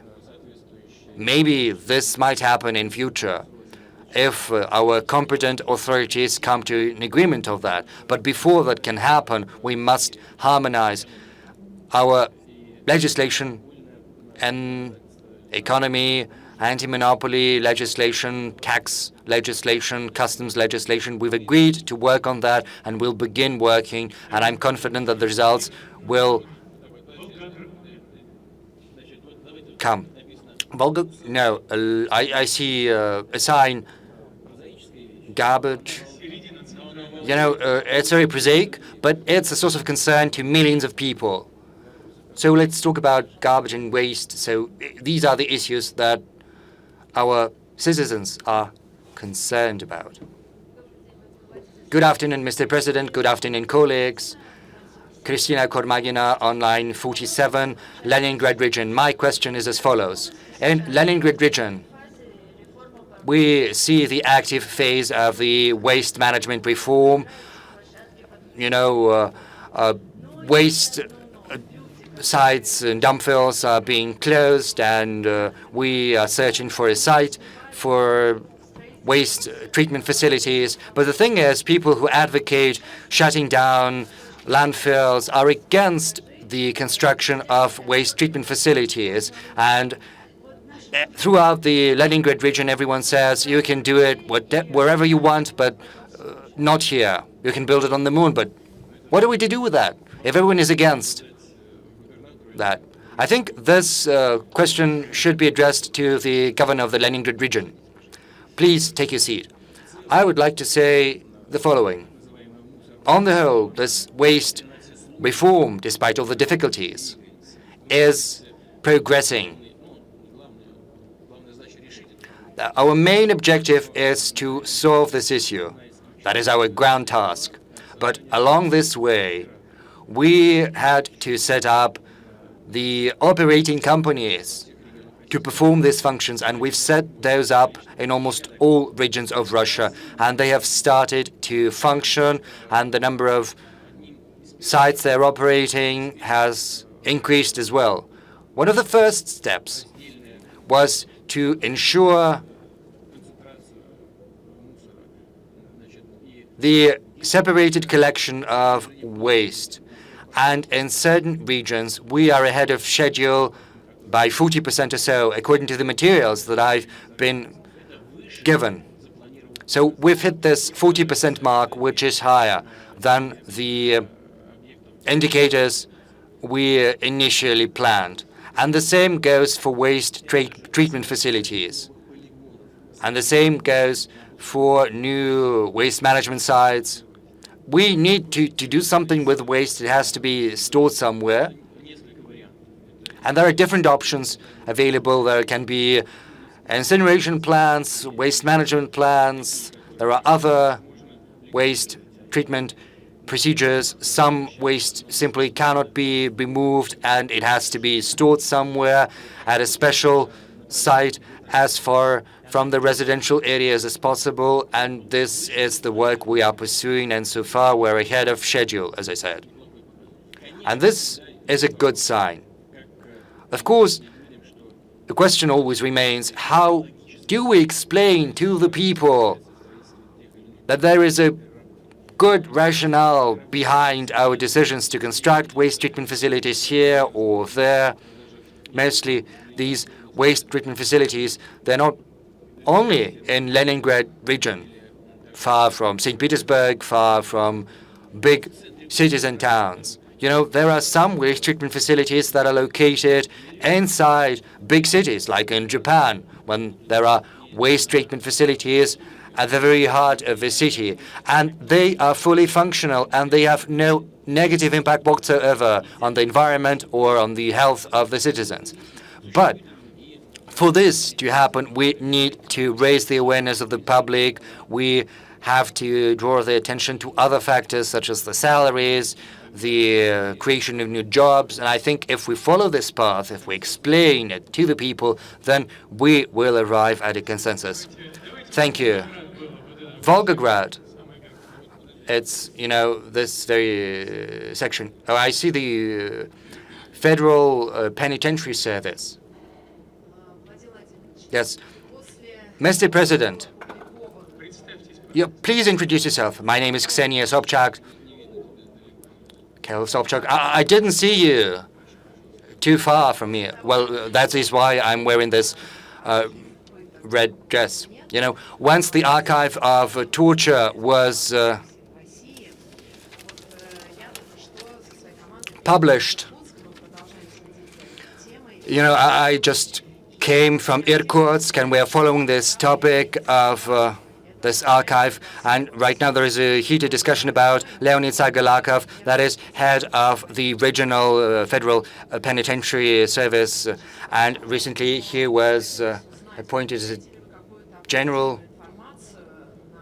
So I would like to ask you whether you get any objective information on such people, because there is a lot of evidence showing that this particular person was involved in those torture. It is very important to understand who provides you with information on such appointments, who provides you with their background information. And recently, a draft law was introduced to the State Duma on expanding the notion of what torture is, what constitutes a torture, and toughening the sanctions for that. And Mr. Peskov said that the president is not going to come up with any initiative on this draft law. So what do you think? Do you think that torture is a systemic issue across the Russian penitentiary system? I think someone must have told you something about these archives and these tortures.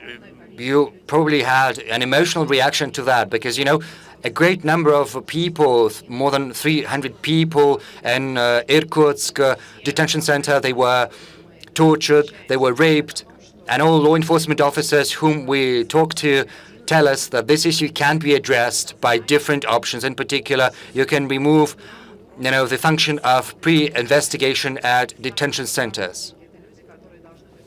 Because in detention centers, there are people who spend years in these detention centers awaiting trial, and they are responsible for the torture, and each and every person like that is reporting to this or that law enforcement agency to improve the indicators, the success rate. So how do you intend to address this issue? As far as torture goes, as far as any inhumane treatment is concerned with regard to people in detention centers and in prisoners, unfortunately, this is a problem which is not endemic in Russia. If you look at similar institutions across other countries, you will see that they have as many problems as we do. This is a general problem across the world. Maybe there are some countries, there are some institutions where everything seems very good, but in Europe, in France, and the US, there are centers that are even worse than some institutions in third world countries. That's the first thing. Now, on to the second. We are talking about the development of our penitentiary system, the construction of new facilities like Kresty in Leningrad region, and a new facility was constructed in particular after my visit. Yes, that was quite some time ago, but I gave the instruction for the construction of a new facility because this had to be done, because it is very important to ensure decent conditions for people in detention centers. You asked me about the information that I get and I rely upon when I make my decisions. I get information from different sources, so it's not just one single paper given to me. When a proposal is given to me, I rely on information that comes to me from different sources, from different places. And only then do I make my decision, I sign it off. Can mistakes happen? Yes, unfortunately, that's just how life is. But in this particular case, concerning what you asked me, when making an assessment of the situation, we need to see what the investigation is doing. There is an inquiry. There are 17 cases, I think. There are dozens of cases. Criminal charges have been brought already. So let's just first look into that. I can assure you that there is not a single investigator who pursues their own agenda. That is why we decided to separate the Prosecutor General's office and the investigative committee. They are not connected, nor are they connected to the detention centers and prisoners who are reporting to the Ministry of Justice, not to the Interior Ministry. Even though this issue is constantly brought up and there are voices saying that to ensure efficient investigation, we need to get the penitentiary system back into the fold of the Interior Ministry. The problem exists, but we need to be very careful, meticulous, going about it, addressing this issue, investigating everything carefully, looking into those crimes that have been perpetrated. And this investigation has to be completed so that everyone understands that people responsible for such crimes will be held accountable. And that is how we will secure positive outcomes. And of course, we need to use the help of civil rights organizations. You know, when I meet members of the Human Rights Council, this issue is constantly on the agenda, and I try to respond to any questions that I get, questions about the conditions of being held in a detention center or in a prison, human rights, health. I would like to underscore that prisons hold convicts and detention centers hold suspects, those who are suspected of criminal affairs, but these are still our citizens and we have to treat them humanely. And we'll work together in order to achieve a change for the better. I would like to remind everyone that you need to change your masks. Let's follow the recommendations of the doctors. Please change your masks. And meanwhile, let's give the floor to Echo of Moscow. P1 section. My name is Maxim Kornikov, Echo of Moscow. Mr. President, I would like to pick up where my colleague from Sky News has left. She asked you about the guarantees, and as far as we know, you spoke 2 times to President Biden, so we would like to understand what is your view of this situation. Do your views coincide in terms of what the future of Minsk agreements has to be the future of negotiations? When we hear statements from the White House and from Mr. Peskov, we see that the positions coincide, but at the same time there is increasingly much talk about a potential war.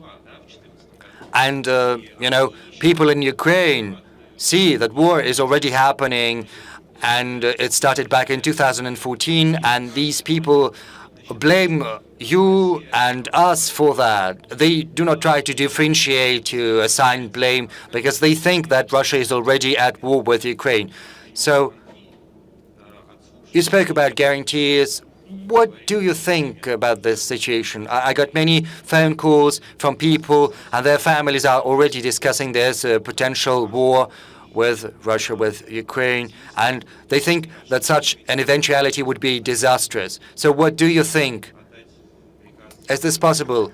Is it even possible to give an order to the Russian soldier to fight against Ukrainian soldiers, and vice versa? And a short remark, not everyone has managed to get into this press conference. And I have a colleague of mine from Novaya Gazeta, Dmitry Muratov, a Nobel Prize winner, and I'll read out his question so as not, to be precise. Mr. President, do you know who commissioned the crimes, the assassinations of Politkovskaya and Nemtsov? Let me start from the last question. I did everything I could to crack these cases. And I gave instructions and orders to the law enforcement agencies, to the special services. As you're aware, there are people who've been held to accountable and they are serving a prison sentence. There is a view that they are not, those who commissioned the assassinations, that the real criminals managed to escape justice, but law enforcement have not managed to find those. And we did everything we could to find those accountable. And some of them even died when there were attempts to capture them. And I think you know about that, when they were arrested. I think this is score settling, and it's absolutely unacceptable, because it is to the detriment of our country. I am absolutely convinced that even if there was some political motive behind that, then I think it only happens in the heads of those who do not understand what they're doing.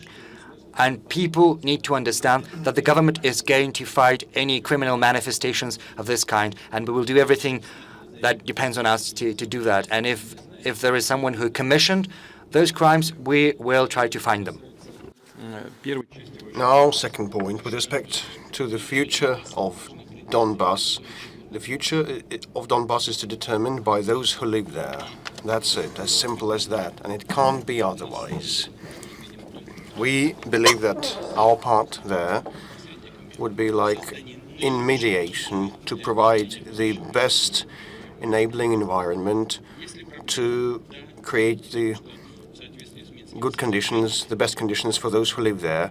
Do we have problems? Yes, because in line with the Minsk package of measures, we are an intermediary, but they want to render us a party to the conflict, and the package of measures contains no such provisions, and we will not agree to that. And now, with respect to spitting in the TV screen, looking at what we say and do, well, there are always people who can spit into a TV screen watching what has been happening, for example, in Ukraine, and the country is plunged in abject squalor, preparing for the winter, and some of the MPs going around the country, coming to the regions, they face an outcry of the people there, and definitely they spit in the TV screen when they see the statements, the upbeat statements of the Kiev authorities. So definitely on both sides there are people who want to be outrageous. Now, with respect to giving orders to shoot, just ask the current political leadership of Ukraine. They give orders to shell Donbas daily. Not long ago, some time ago, we reached agreements to the effect that the response fire order can be given only by top brass and top authorities in Donetsk and Lugansk and the Kiev. Why was that decided? To stop those shellings and bombings, and afterwards the Kiev authorities repealed that, and they devolved that right to fire for impact to the warlords, to the commanders on the ground.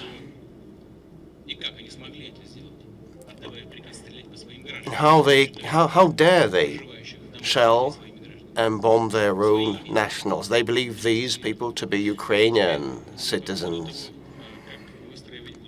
not someone else's. And now, with respect to how we shall live in future, the Minsk set of measures says that the constitution of Ukraine should be amended with an autonomy granted and the election held and an amnesty proclaimed.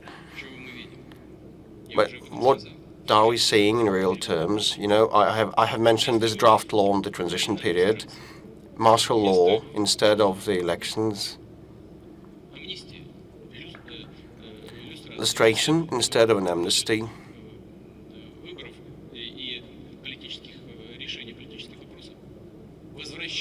a return of the troops to the permanent stationing site instead of political procedures and elections. What does that mean, returning the troops back to their areas of their stationing? Like, it means deploying troops there without any political process, without any elections. And I said that the Minsk package spells out that there should be amendments in the constitution. Where are these amendments? And these amendments, according to the instrument, should be coordinated with the representatives of those breakaway regions.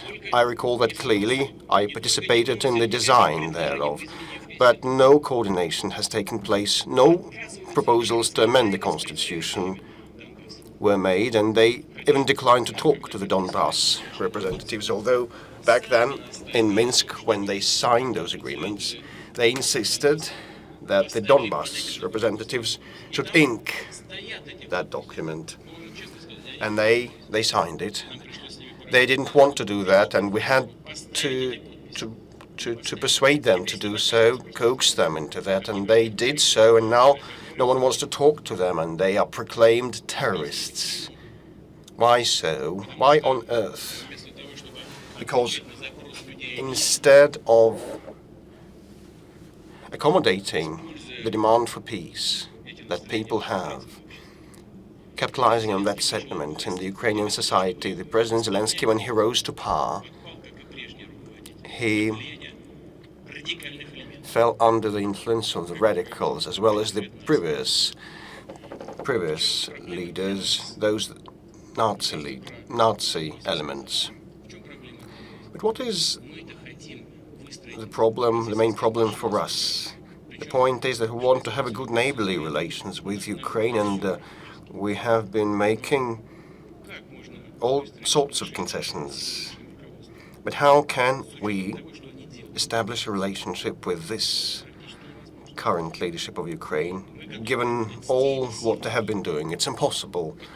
But we are ready to deal with those forces that want to forge a good neighborly relationship with Russia.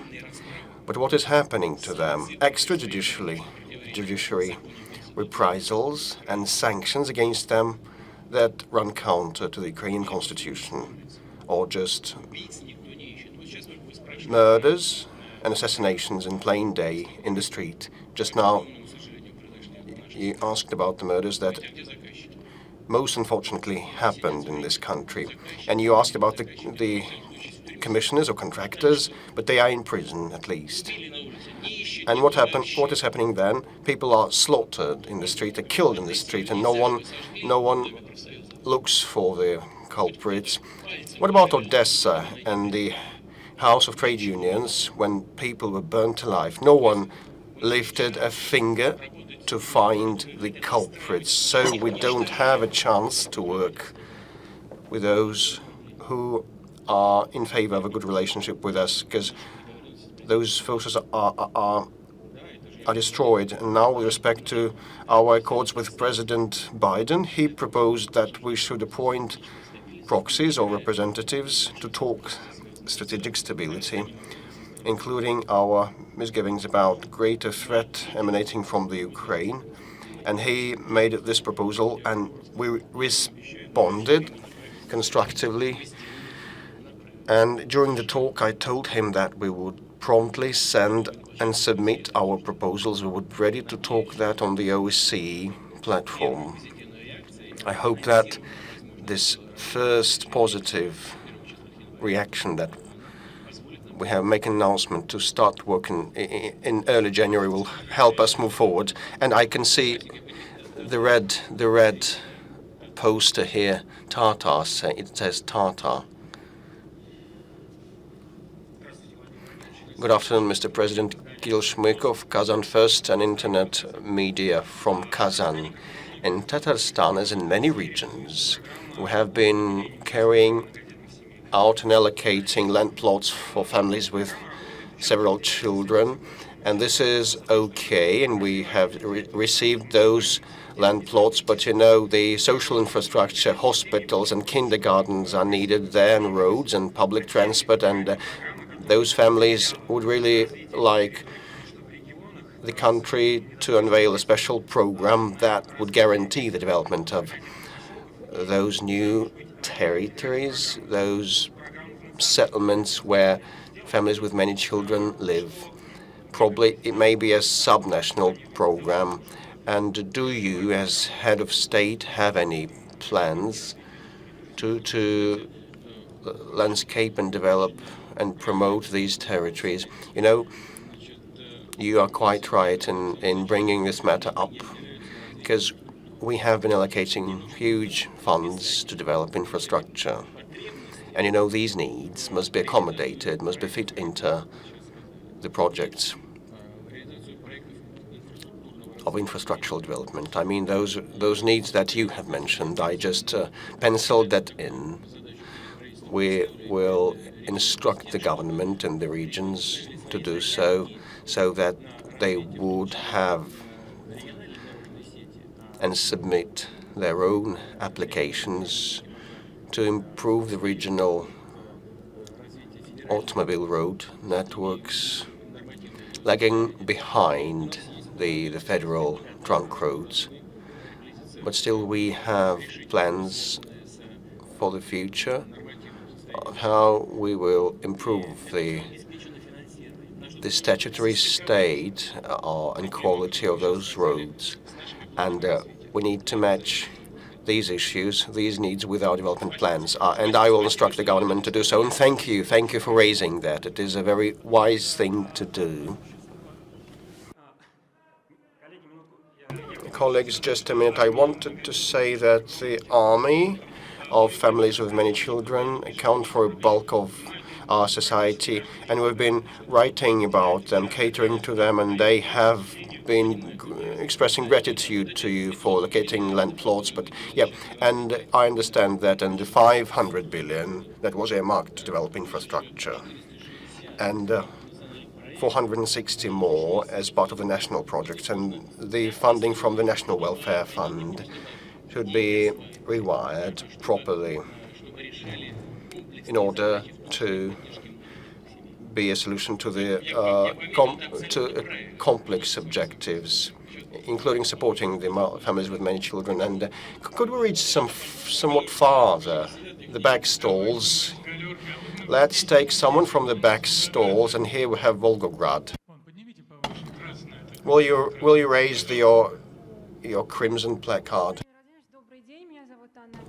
Very good day, Mr. President. Anna Kurho, Volgograd's municipal TV. Our hero city is a powerhouse of patriotic education, and you said a lot about the historical importance of the Stalingrad battle, and about preserving the memory about the heroic deeds of our ancestors in the Second World War, and preserving the memorials of war is a very important thing. By the 75th anniversary, the motherland sculpture was restored, and there is a lot of other installations and monuments that need restoration, including the museum of the Stalingrad battle.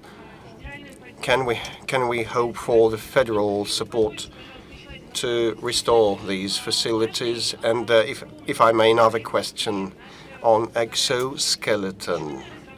Our scientists have designed the exoskeleton for the patients with impairments of the skeletal systems. And one of the patients couldn't hold a spoon in her hand, and now she's 4 times Paralympic swimming champion.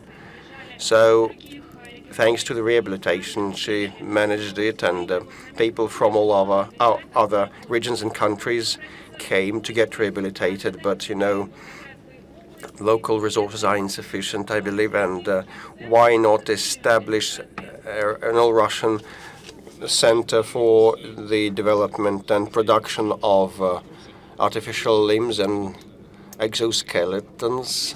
Definitely we should spare this a thought, because we have programs that cater to people with health impairments, and money is allocated, and the priciest things must be purchased, including from abroad.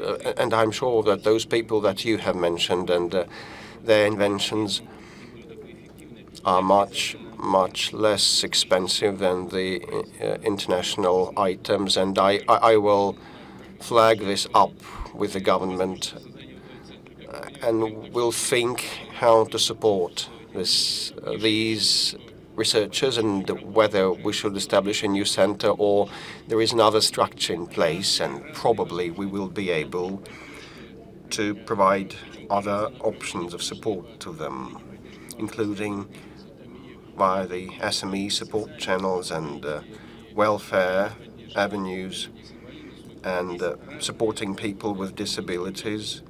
There are different tools in that kit, and I will instruct the government to think what options to pick. Number 2, the federal support for the culture installations and establishments. Definitely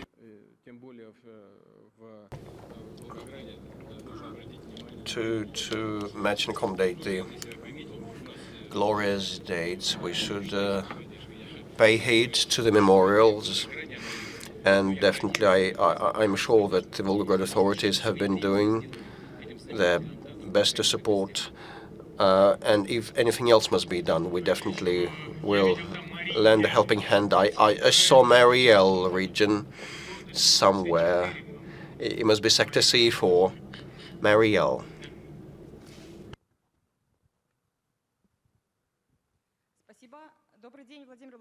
A very good day, Mr. President, dear colleagues. My name is Anastasia Petrova. I represent the Republic of Mariel. Mary Truth newspaper. Mr. President, you propose to proclaim the next year the year of intangible cultural heritage and kind of national and ethnic handicrafts. And we have a lot of people residing, talented people residing on our soil that have been promoting our indigenous cultures. So how do you think, Mr. President, whether we would come up with a law on handicrafts and promoting the arts and crafts? And I hope that my editor-in-chief will forgive me and the administration will forgive me. It is the first time that I have a chance to ask you this question in 20 years.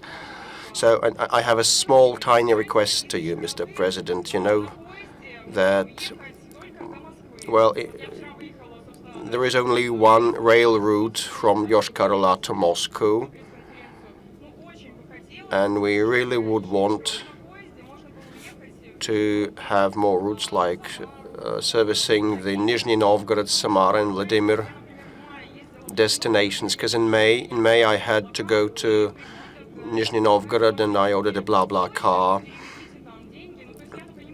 vehicle, and you know I receive messages from con artists that want me to remit money to them, but you know the elder generation, I mean the people who want to travel to Nizhny Novgorod or Vladimir, they would remit the money to the con artists and fraudsters. So probably I think we should expand the railway network so that we could travel to other cities as well from Yoshkar-Ola. Thank you, Anastasia. I will talk to Oleg Valentinovich, the CEO of Russian Railways, and he will receive instructions to look what the connectivity of the adjacent regions is in terms of rail tracks. Definitely the Russian Railway operates under market terms, and they want to see whether the passenger flow is there. Well, but let them try, let them have a go. I hope that he is listening to me and he's watching us, but still I'll give him a special call, and I hope that something will be done about that and the connectivity issues, giving the vast dimensions of our territory is very important economy-wise and from the perspective of people's convenience. Now, with respect to handicrafts, we have made up our mind to support those who wish to develop the handicrafts and promote them. And in Mariel and other republics, we have a unique situation. When I came there and I saw people living there, when I saw what they have been using from the legacy from other generations, definitely I have the desire to support those indigenous traditional handicrafts, and we'll try to do our best. Thank you for raising this matter, because our versatile, multi-ethnic country should be supporting the indigenous and vernacular cultures and languages. So this is quite special. Thank you. All right, let us not forget those without the posters. Let us, yes, the central row, the young man over there. Please introduce yourself. Hello, Mr. President. I represent the Red Note newspaper of Vologda region, Artyom Volovat. I have a question. You know that the Vologda region is the home place of Father Frost, and in particular the city of Veliky Ustyuk. You've been there, I'm sure, and yesterday one of the people of St. Petersburg has sued our Father Frost for not complying with his wishes for 23 years. He hasn't granted any wishes to him. What do you think about our compatriots who have recently started to use the hype or trying to capitalize on any topic there is? And that's the first question. And the second one, what is your relationship with the Father Frost, Santa Claus? Does he grant your wishes, and do you have any wishes before the upcoming New Year? Since I would like to ask you a good and nice question. Are we talking about an adult man? Yes, he's a lawyer from St. Petersburg, and for 23 years his wishes haven't been granted. I think he's quite an adult and grown-up man. All right. That's a grown-up man from St. Petersburg and a lawyer. So am I. That we have something in common with this man. So what can I say here? I would like to say the following. Since I am also a lawyer, I could be an attorney for Santa Claus or Father Frost, and I would like to remind this lawyer that Father Frost grants the wishes only for the good boys and girls. So he'd better analyze his own behavior, and perhaps he could find something that was bad about him which prevents him from receiving his New Year's presents. That would be the first line of defense for me as a lawyer. Speaking of hype, it's good as long as it's not malicious. But if there is any sense or speck of good humor about that, then there's nothing bad, I think. And what is your personal attitude to Father Frost? Well, so far, me and him have been quite well, and I'm grateful to him for being here today with you in the quality and in the post that I'm holding, and I'm even more thankful for that to the people of the Russian Federation for trusting me with this high position, and I hope that Father Frost will accompany each of us not only with presents, but also with carrying out and implementing and succeeding in all our plans, the plans of each citizen of the Russian Federation. Let us move sideways. Yes, someone without a sign. Russia 24. Yeah, no, sorry, Dmitry. Sure, Russia 24 will have their question, but there's someone with a sign saying the overpopulation or the relocation. Yes, that is always a very acute matter. Good afternoon. Thank you very much. My name is Darius Shevchagina. I'm the city of Syktyvkar from the Republic of Komi, and for 11 years I've been working as a public activist, working on the community and utilities union of Republic of Komi, and I'm also a journalist. And one of the key matters that the citizens are asking about are related to the relocation program for the people living in dilapidated housing. Our country has a unique experience of financing such projects of resettling and relocating people living in dilapidated conditions, and currently we are in the middle of the second program for all the regions. And so first I have a proposal for you. Could you consider the possibility of extending this program? The current one has been working from 2019 and will keep on until 2024. If possible, could you keep up the financement? Every year, along with the relocation of the people, we also have new houses which are considered dilapidated and subject to bulldozing. And the second question, what is your opinion on the conditions which are given by the federal center to the regions in order to relocate the emergency housing? Will we change the conditions for such programs? And could you please take a closer look at the relations between the relocatees and the banks? For many citizens, the apartments are subject to mortgage. They are taken as collateral, and sometimes people cannot reduce their debt to the banks. Oh, wait a bit. What about the mortgage? What is the link between mortgages and the dilapidated housing? See, here's the thing. Several years ago, many people bought their apartments using mortgage, and then their apartments begin to be considered as emergency housing. So if any program is adopted, then they are forced to keep on the payments to the bank and stay in their emergency apartments. And they understand that they cannot sell that, and they will have to keep waiting and at the same time keep paying to the bank. And this is a concern for many many people.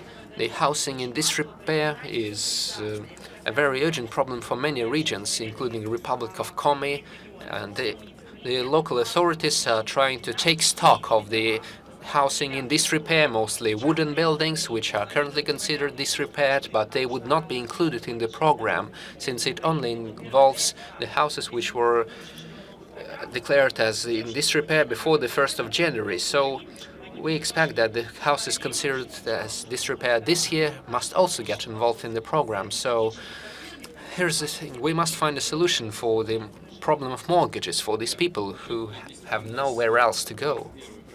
All right, please take your seat. Yes, the first program was only involving a certain time of period of disrepaired housing until the 1st of January 2018. I've mentioned this many times, and let me say this again. We must help the people in these situations. We must get them out of the slums and the disrepaired houses. Speaking of the mortgages for the disrepaired apartments, this is a special situation. This talks leaps and bounds about the quality of the construction. So we must see what we can do about the construction companies. We will help them, of course. So the first question about the co-participation and co-financing by the regional authorities. Overall, and I mean it, regions are always eager to reduce their own participation in the financement while allocating more for the federal budget. This should depend on the regions and their specifics as well as the state of the regional budgets. For the people, it does not really matter who is paying for the program. They do not care about the relations between the Russian finance ministry and the regional finance authorities. The people are concerned with their own problems, and if the state authorities actually believe that they represent the state, they must think about the people and their needs. Naturally, we will keep adjusting this mechanism, keeping in mind that the financial capacities of the regions are growing and the revenue of the regional budgets has significantly increased. And the finance ministry is well aware of that, which is why we will stick to the reality. We are always working on that. We're always monitoring that and discussing this within the government. And your question is another reason to get back to this question and have another discussion. And now, we all must also think about the people who are paying the mortgage payments, who have bank loans. I do not have an answer right now, but we will try to find one. And if this problem actually exists, we will definitely find it. Speaking frankly, this is the first time I've heard about it. I've always thought that the housing in disrepair was built a very long time ago, sometimes in the 50s, and that is why it is breaking down, and we had to take the people away. But if there is actually a problem that you're talking about, sure, we must deal with that. But the most important part of your question is whether these programs will continue in the future and whether we will continue the program for the relocation after the 1st of January, and if we will keep allocating the money for that. Yes, we will. The program is currently being prepared. Now, no, SPAS channel, if I may. Oh, yes, we had Russia. Yes, and Russia 24 will come next after that. Sector C2, please. Do not worry. Don't be nervous. Hello, my name is Veronika Ivashenko, SPAS TV channel. I have a following question. Mr. President, today you started talking about the demographics and about families with many children. So here's my question. We all know that our main problem in Russia is the demographics, the population. Currently, Russia is unwilling to give birth to new children. Our life is getting better. We have all these benefits and quality of life, but for some reason people are not bearing children. And if we take a look at the statistics for divorce, it seems that we have no experience of building families. What is the reason? What is your opinion on that? is this a disease of spiritual matter? Our whole life, we've been proud of that. My great-grandparents had 10 and more children. We've always had many kids, and we have always been sticking to the traditions of a strong family. What are the measures, apart from the economic ones, apart from the social payments, what are the measures which could change the situation for the better? You mentioned the tradition of having many children in Russia. You know, my parents, my mom and dad, their families and their parents' families had many children, 9 or 10 children, boys and girls alike. And by the way, on both sides of the family, almost all of them died during World War II. That is a great tragedy, a great hit on our demographics. Let me remind you that we had a serious demographic problem during the war, and then in 1991, after the dissolution of the Soviet Union. Why is that so? We couldn't make long-term planning under those conditions, and even in 1991, after the breakup of the Soviet Union, the people had the same sentiment as during World War II, the Great Patriotic War. We couldn't plan ahead. We were not certain about the future. This is exactly why it happened. And speaking of Russia being unwilling to bear children, I mentioned the year 1991, and then came the year 2004, 2006, when our birth rate was much higher than in 1991 and further on. Our birth rates were on the rise. And this, well, it might sound prosaic, but this is related with the change in economic situation and the fact that people are more certain about their future. Raising a kid is quite complicated, both financially and in other terms, so all our actions, even those during the pandemic, were aimed at supporting the families with children. I was talking about this in the very beginning, and I will not repeat that right now. Let me simply say that our main goal is to make sure that in the years to come we can create the complete chain of supporting the motherhood and childhood, from childbirth until the school graduation. At every step of the process, we will take the necessary support measures which are already in place, but there is a certain disconnect with the age of the child, and we will try to fill in the existing gaps in the upcoming 1.5 years. And I do hope that this will play a positive role from the point of view of supporting the demographics. But there are finer matters at play as well, much deeper and unclear reasons, since there is a similar demographic problem present in all the post-industrial states. Take a look at Europe, say. It is all the same everywhere.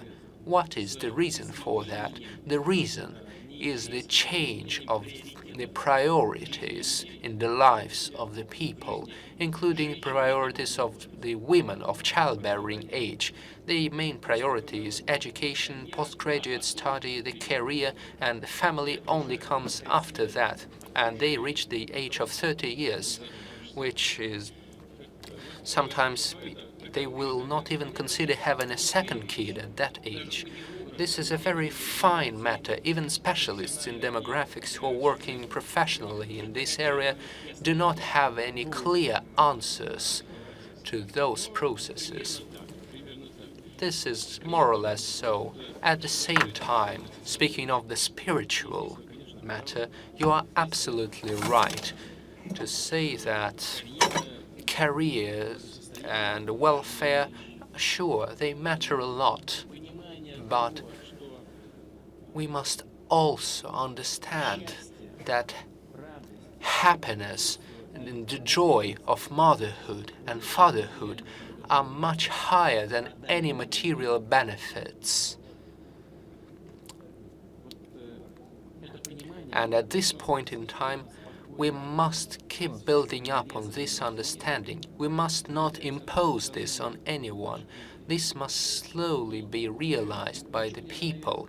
We must not impose anything. We must simply show all the sides of the matter of this big, friendly and positive family. We must show the joy, the happiness of having children. We must convince the people that there is no greater happiness in this life. But we must do this in a talented, in a fine manner, using mass media. We must use our artists, our public organizations, the NGOs. We must support the people who are taking the decision to have a child. We must provide them with material support, and let us move along this way together. Yes, I see a lady with a sign saying pain. What happened?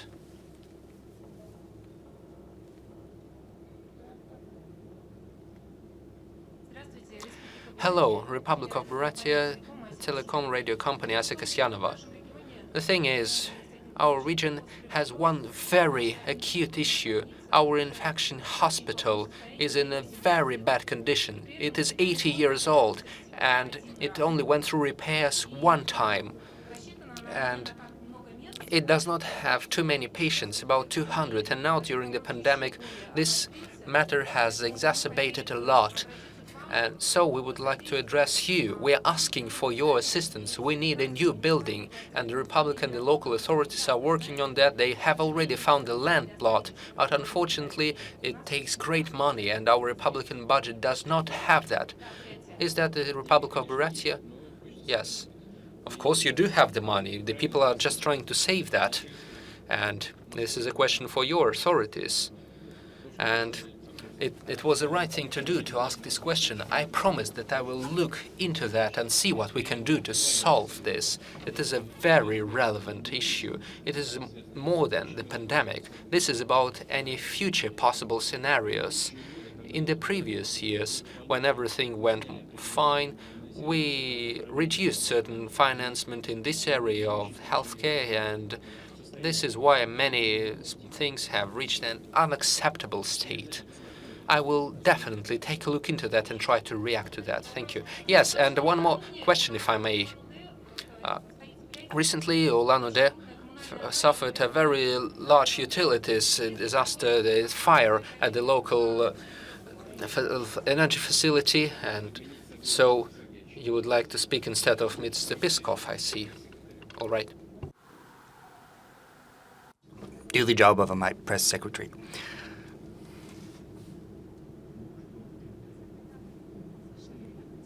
Can you hear me? Good afternoon, Mr. President, colleagues. My name is Vladimir Lenin, Buryat TV channel. The thing is, in the 3 in the morning, there was a big utility incident in Buryatia, in Ulan-Ude. There was a big incident at one of the heat and electricity stations, and 1/3 of the city is left without electricity and water. Right now, they're trying to calculate the losses, and it seems that the repairs will be very costly. The funding has not got to be enough, so the authorities would like to request for federal assistance. And there is another question, Mr. President.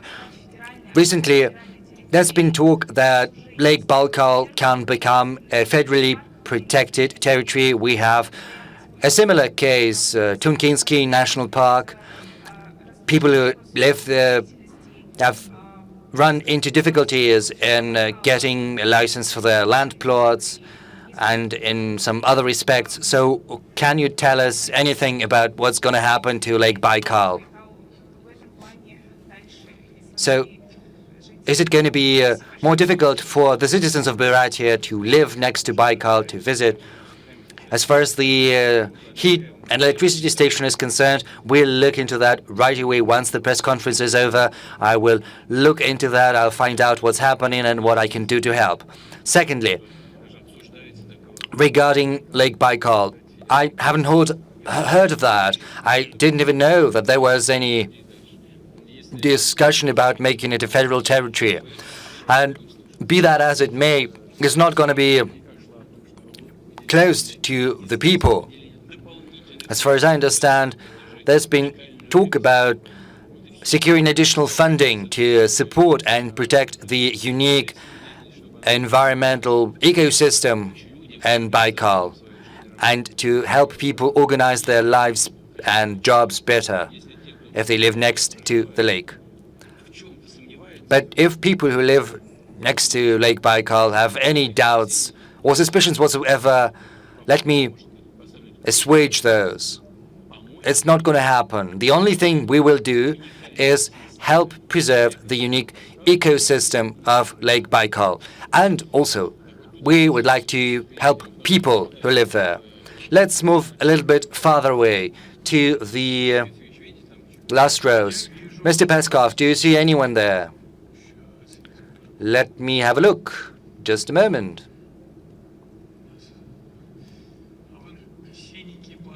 I see a blue sign. Can you raise it high a little bit? Yes, that one. Go ahead. Good afternoon, Mr. President, colleagues, Kazakhstan TV, Indira Bagadar. Mr. President, can you tell us what Russia's priorities are going to be in bilateral and multilateral relations with Kazakhstan in the near future? As far as we understand, you had a scheduled visit to Kazakhstan, but due to the sanitary conditions, it didn't happen. Are you planning to visit our country next year? Indira, right? Yes. Let me tell you the following. Kazakhstan is one of our closest allies. We have unique relations. We've fostered with Kazakhstan.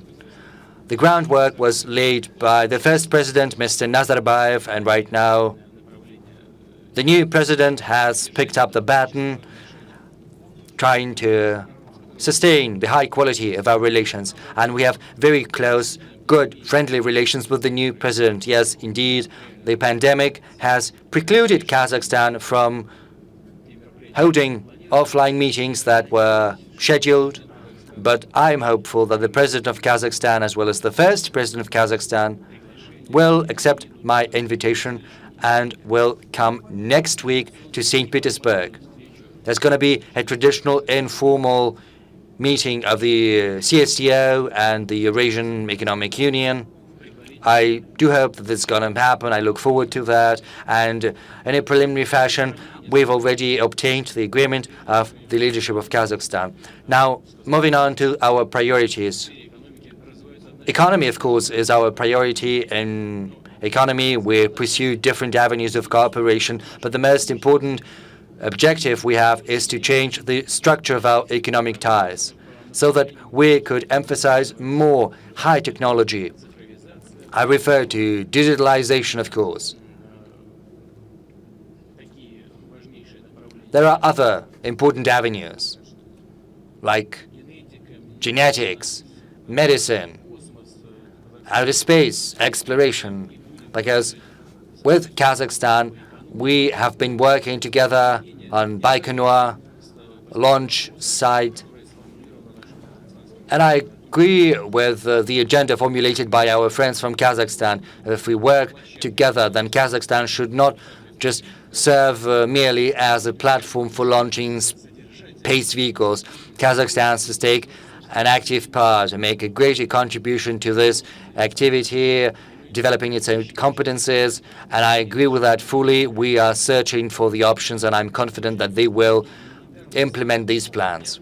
We have very good humanitarian ties as well, and I'm grateful to the leadership of Kazakhstan for the great deal of attention they are paying to supporting and developing the role of the Russian language. You know all too well how many people in Kazakhstan study and speak Russian. This is a Russian-speaking country in the fullest sense of the word.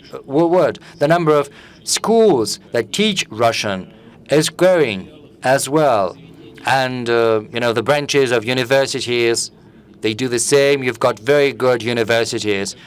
We work with Kazakhstan as a country that is an active participant of the CSTO, the Collective Security Treaty Organization. And I would like to draw your attention to the fact that military equipment and other types of equipment are supplied to Kazakhstan at Russian domestic prices. And the first president of Kazakhstan was at the origin of the Eurasian Economic Union. So I am hopeful that the speed, the momentum we've managed to gain will be preserved. Well, if Buryatia has given back the functions of the press secretary to me, yes, they did it, not me. So, yes, if that happened, then let me take up the mantle once again. Russia 24. Yes, please. Mr. President, hi. We're here once again. We would like to ask you about Rosnano. As some experts say, the situation has taken the negative scenario, little information, and debt is very big, and company says that the debt is disproportionate, speaking about restructuring, whereas Fitch agency says that this is a test for the government. Everything that's happening around Rosnano, because, you know, there were state guarantees provided when the lending was provided to Rosnano, and right now the government has to respond whether it's gonna financially protect these high-risk investments. So what is your response to this question? Is the government going to pay back the debts of Rosnano, and what are the prospects of the company in general? Thank you. Indeed, this is a complicated matter. I'm not going to cite the figures, 140 billion, 102 billion. There are different assessments and different opinions with regard to the level of debt at the government and within the company. As you know, there's a new leadership at the company, and they have a blank check to carry out an objective assessment, to engage top-notch experts to understand what the situation really is within the company. Indeed, there is a big volume of state governments guarantees provided to Rosnano. But the thing is, it's a venture company, basically. And I'm not going to hide that. I was one of the people who initiated the establishment of the company. Because back in the past, I was pushing the government and the finance system, the economic system. I was pushing them towards, you know, creating our own GLONASS satellite constellation, because otherwise we would have found ourselves in a bit of a fix, having no access to enough satellites, because, you know, the capacities of our space vehicles, they were very limited. And back then, we would not have been able to create a satellite constellation which we required to address the tasks that were on the agenda. But thanks to that, we managed to establish that even faster than Baidu was created by China.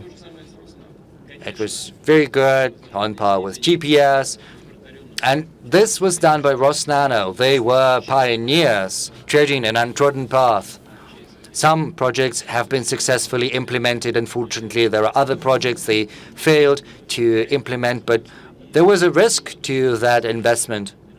And that is why the government provided its guarantees to support that work. But we need to have an impartial look at how things stand within the company. The company has to work with the banks, with the creditors. You know, Sberbank has resold many loans. Maybe leadership of the Sberbank had some inside information. Be that as it may, they resold those debts. But state governments guarantees are there, and they have to be observed and respected. But that doesn't mean that the company shouldn't work with the banks, shouldn't try to improve its financial standing. And incidentally, as far as I know, recently the government, the company has recently paid back some of the debt out of its own money, which means that the company is still viable. This is a process, and I think it has to be pursued patiently, based on the current economic situation, and of course with the understanding that the projects have to yield profit, because this is the commercial company. But we will be there to help. I know too many regions. Yes, before that, Mr. Peskov, there is this sign that says coal. Could you raise the sign higher? Yes, that's very important. Let's give them the floor. Good afternoon, Mr. President. Thank you very much for the opportunity to ask my question. My name is Svetlana Chernadova, Barnaul, Altai region. I'm not going to dwell on coal too much because you know that very well. Altai region, just as many other regions of the country, have run into the following situation. Some municipalities, due to the lack of fuel or to expensive prices, they didn't start the heating season on time. So they missed the deadline. So my question is not about who is to blame, but what we need to do and what the authorities can help regions, how to adjust to this new situation when the coal prices are so high. Yes, I would like to know greater details from you about what's happening and where, because the regional authorities and the federal authorities have recently reported to me that everyone was ready for the heat season. So what are the failures? No, everything is in order right now and heat is being provided, but there was a certain problem before that, when municipalities were saying that the coal was too expensive. So the heat season has started, but the prices are still very high, and municipalities have to secure funding for that. Well, yes, it's only natural, but that's why the subsidies are there. By the way, let me begin to answer your question from another angle. It's no coincidence that we've made adjustments to the Constitution, because all levels of public authority, they are integrated into a single system. So if municipalities are lacking something that cannot be used as an excuse for heads of regions, they have to respond accordingly. And despite high prices, they should have provided the requisite volumes for the timely launch of the heating season throughout autumn and winter time. It's good that coal prices, well, yes, coal prices have gone up, but they should have reacted in a timely fashion. And I can assure you that the companies get very good profits from their exports, and they can provide decent salaries and wages to their employees. And I think if the authorities raise that issue, the companies would have accommodated those requests. Well, this is just, they're bad, their mistake.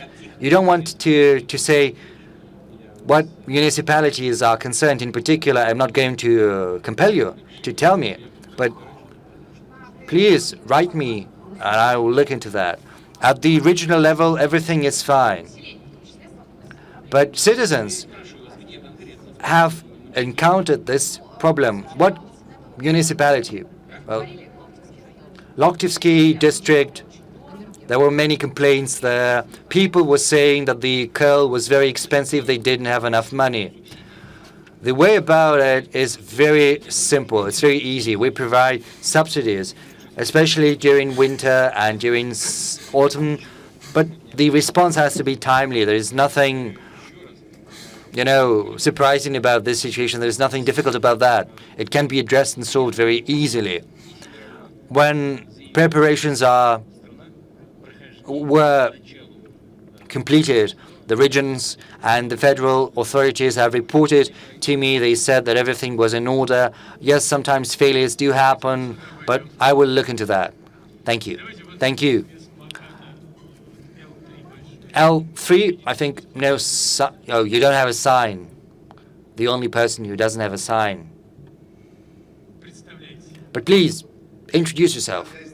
My name is Murad Gazdiev, RT. How did you guess? My question is about something you spoke recently. I'm talking about systemic issues in Western societies, such as cancel culture, the rejection of traditional concepts such as mother, father, family, even gender. You have probably heard of John Rowling, who's come under criticism even from actors who played in the Harry Potter movies. Well, she came under criticism after she said that a woman is a woman and a man is a man. What do you think about the new ethics? Will it bring about new values in Russia? And won't the fight of the government for traditional values turn, as it used to be in the USSR, into a fight against youth subcultures and youth organizations? Well, this carriage will arrive sooner or later because the realities are just like that. The internet is there. There are modern types of communication. So this is inevitable, just as it was inevitable with the pandemic of the new coronavirus infection. New strains are emerging, and we cannot escape that. We need to find an antidote which would be efficient. But if someone thinks that a man and a woman is the same thing, well, let them think that. But you know, there is common sense. I'm afraid I might be mistaken, but I don't think I am mistaken. But in the US, I think. Ksenia asked a question about detention centers and prisons, and I think it's in the US. But if I'm mistaken, please don't be too harsh on me. But there is a prisoner who declared himself a woman, and he was in prison for a rape, and he demanded to be transferred into a woman prison. And once he was transferred, he raped the woman he was in one cell with. So we need some common sense. Or if there is an athlete, a man, for instance, who says that he is a woman and he competes in women's competition in athletics, heavy athletics. If it happens, then women's athletics will simply disappear. So we need to cling to common sense. I'm an advocate of the traditional approach, which says that woman is a woman, and a man is a man, and mother is a mother, and a father is a father. And I do hope that our society has this internal moral bulwark which has been formed by our traditional religions that have been present in Russia. The characteristic feature of our millennial society and its power consists in the fact that Russia was built as a multi-religious, multi-ethnic state, and we learned to treat one another with respect. А что это значит? What means respect? That means paying the dues to the conventional, traditional cultures of ours, of all the ethnicities of the Russian Federation. They have their own moral protection against such practices. And we should take all the best things, but all the best things, and be on the cutting edge, be ahead of the curve in the technology and economy-wise, in education also. But I hope that our people will ward off the obscurantism, as I said, will be immune to the obscurantism. And, you know, we could struggle against this supporting our traditional, conventional values, which I always advocate for. Okay, let's move this way. Life should be given an opportunity. Good day, Mr. President. Alexander Yunishev, live. Coming back to the domestic agenda, at the outset you have said that our government performs in a satisfactory way. Well, personally, whom you have given a bonus, and I wonder what size, what amount the bonus is, and whom you have been chastising and criticizing behind the closed doors. Can you name those ministers personally? Just you go to Taiga with Minister Shoigu. Why haven't you taken Mishustin with you? If we take Mishustin, I recall an old Jewish joke. Who will stay in the shop? Who will work? Sometimes Prime Minister Mishustin goes to have rest, and each of us, like the Prime Minister, who is responsible and in charge, and he rings me up and says, I'm going to this and that place, but I'll be in touch always. So as regards trips to Siberia, I've been going there since the start of the aughties. People would ask me where I want to live, in St. Pete or in Moscow, but I like Siberia. It is a unique ecosystem.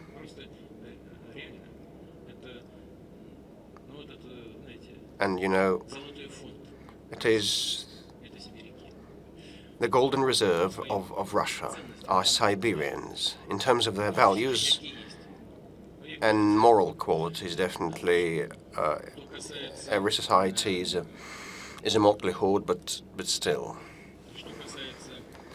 As regards criticizing, chastising, or praising someone, I don't have anyone I favor in a particular way. If I see that someone starts underperforming or starts skirting some things, getting around some things, I always indicate that I don't have any favorites, and I actually try to guarantee that there is the proper attitude towards the issues that we discuss and resolve. And as regards the bonus, yes, I believe that as a result, as an outcome of their efforts to overcome the pandemic, some of the members of the executive office and the ministers deserve a bonus. But, in this case, we should not judge on a case-by-case basis, but rather assess the overall efficiency of the government. We shouldn't earmark one individual too much and neglect others. But 5 pennies would not be enough. So anyway, the team's work must be assessed. It's not about the individual performance, although this also should be done, and I have been doing that, believe me. But like saying that this man is good and this man is bad would be a wrong thing to do, because it is not about whether this individual is good or bad. The main thing is to accomplish our goals, is to be efficient. If we accomplish that, including myself, it's good. If not, it means that we are underperforming. Just some international media. I saw Raya, the Italian colleagues. Thank you. Итальянское телевидение. Sergio Baini, Italian TV. How much the relationship between Russia and Italy has changed under Mario Draghi premiership, and whether Italy can act as a broker between Russia and the EU? Well, our relations, as far as I feel them, I mean the bilaterals between Russia and Italy,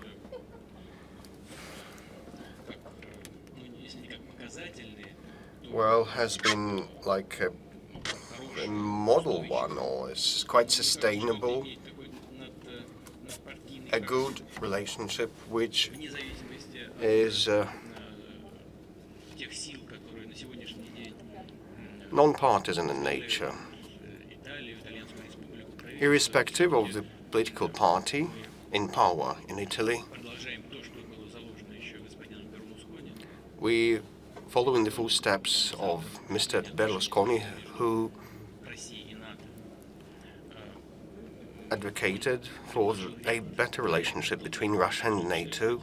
He initiated a number of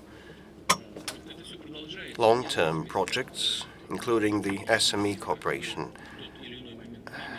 And that continues and goes on despite the specific party in power. So this national consensus is key to the relationship between Russia and Italy. Italy is a NATO and an EU member state, but still that doesn't prevent us from working in the context that we want. And so Mr. Draghi and I keep in touch. We speak over the phone in a favorable and benevolent way. We talk some of the things that are of interest for the Italian Republic to develop our ties. And definitely, given the good relationship between us, Italy probably could play a part in normalizing the relationship, including in the talks that are now planned between Russia and NATO. I can see SMA, which is a spinal and muscular atrophy. So that I saw a sign of a heart, and we'll come back to you later. Will you raise your heart sign higher? It is P2. I apologize. Probably this may be also appropriate.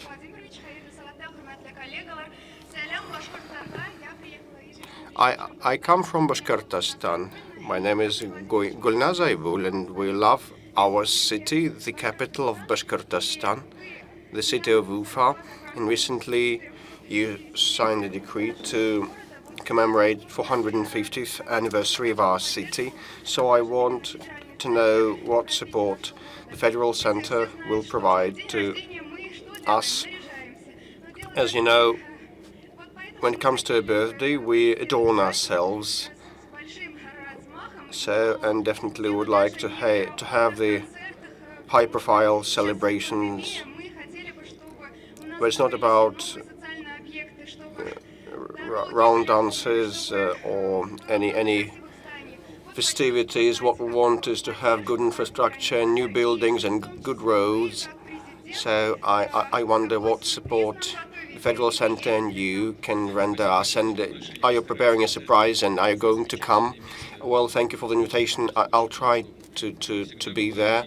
Ufa is a unique destination. It is a unique place in the Volga region. It has also always been one of the centers of the Islamic community.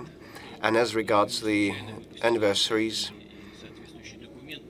it's not incidental that we have come up with this document, and together with the regional authorities we'll decide what the priorities are.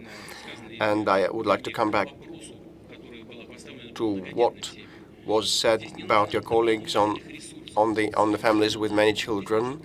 We don't need additional resources. What we need is to use the ones that have been allocated to develop infrastructure, to keep a good pace of road construction, and bolster culture and other sectors. Probably we should redistribute funds so that Ufa could be well prepared for the anniversary as it deserves. Well, if you need additional funding, definitely we may grant that too. We'll talk with your colleagues. Yes, thank you, Mr. President. And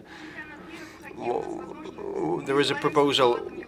Salavat Yulayev is a hockey team who was well known. Why not hold a hockey championship in Ufa? Salavat Yulayev is a top-notch hockey team. But with respect to the World Cup or World Championship, as far as I know, the next one will be held in St. Pete, but that also depends on the International Ice Hockey Federation too. So St. Petersburg and Ufa are a way apart from each other. But definitely Ufa is capable of having and hosting a highest class international sports event. We'll think it over. Thank you. Over there. The back stalls.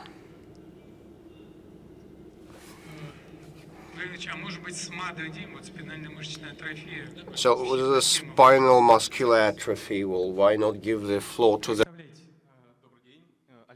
Very good day, I'm Albert Musin, Yekaterinburg. I have two topics. SMA is the second, but my first priority is to support the students' games so that the students' games would take place as scheduled, and we have brought you a ball with the autographs of the best athletes, the wrestlers, the racers, and others. Well, we hope you'll receive this ball with their signatures. Well, now that you have mentioned that, definitely I'm sure to receive it. And the second topic is the SMA. A major development happened. The golden jab, the Zolgan SMA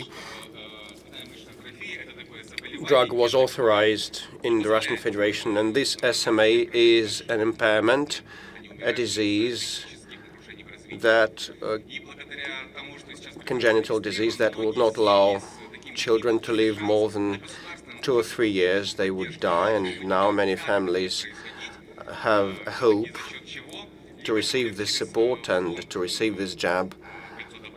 And but what the mechanism might be, they wonder, is it going to be the Circle of Good foundation that supports the SMA stricken children to receive the money and their families to receive the money? So how can the parents with children that are impaired in this way receive this assistance, this aid? As a matter of fact, time is short for them. It's a matter of months. In our region, we have 33 children that were diagnosed with SMA. In order to expand the number of children that would be eligible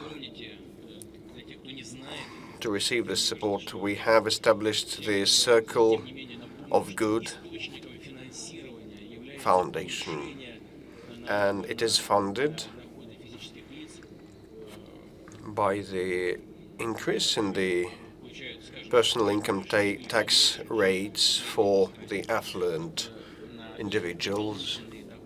So this additional windfall income of theirs allows us to tax it, and the money, as we originally said, will definitely be spent on curing the patients with orphan diseases like the SMA. Previously, 74 individuals across the country received the support from different budgets, and now it's more than 100, or probably it may be 1,000. I'm not quite confident about the numbers here, but it has increased. The number has increased manifold. It costs a lot. It is quite expensive. I will not conceal that. Yesterday we discussed that with the colleagues, and they believe that after the first steps made by the foundation, and I will not tell you all the nitty-gritty of that, and I really want to say Well, what mattered most for us is to make sure that the money is distributed by people of gravitas with untainted reputation. And yesterday I was informed that, well, it is ongoing, it is underway. And via Gosuslugi web portal you can receive information, and medical personnel on the ground can consult you. And these are technicalities, and you, Albert, as a person that is knowledgeable of that and that you are showing your sympathy towards these ailing children and families, I hope that you will help them. But now the problem is about the age of the recipients. Now it is for those who are below 18 years of age. But I hope that with this therapy and with other medications that will emerge, for sure, we'll be able to extend their life and improve the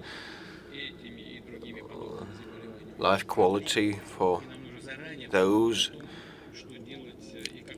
who have these diseases. And we are to start thinking what to do to help people when they pass the 18th anniversary, the 18th birthday of theirs, and live on. We'll definitely attend. Yes, over there is a girl, a young lady. Turn around, please. Yeah. Alexander Fedorchuk, Crimea 24 TV channel. Thank you for the opportunity to ask a question on behalf of our republic. I want to express our gratitude to you for the changes. Over the past 7 years, we have an improvement in infrastructure, and roads and kindergartens are being built, but unfortunately the mobile connection is at the same low level, and major satellite operators from Russia cannot be around in our republic. How can that be resolved on the national level, and is it possible that major operators will flow to Crimea, will go to Crimea? Well, that is because of the sanctions that are imposed by our Western partners against the Crimeans and Crimeans. You know, I said that it is quite bizarre. If someone believes that the Crimea is occupied, it means that the Crimeans are a victim to the aggression. But if they have rejoined the Russian Federation upon their free will, it is a manifestation of democracy. So the sanctions are struggling the democracy. There's only one possible answer. They don't care a dime about the rights and the interests of the Crimeans and about the democracy also. But we are aware of that and will respond. And actually, we will resolve the water supply issue and the energy and power supply and infrastructure supply, not only in Taurida. And I asked the government, they will build more exits along this trunk road, and we will develop infrastructure in the lateral on coastal cities and the hinterland also.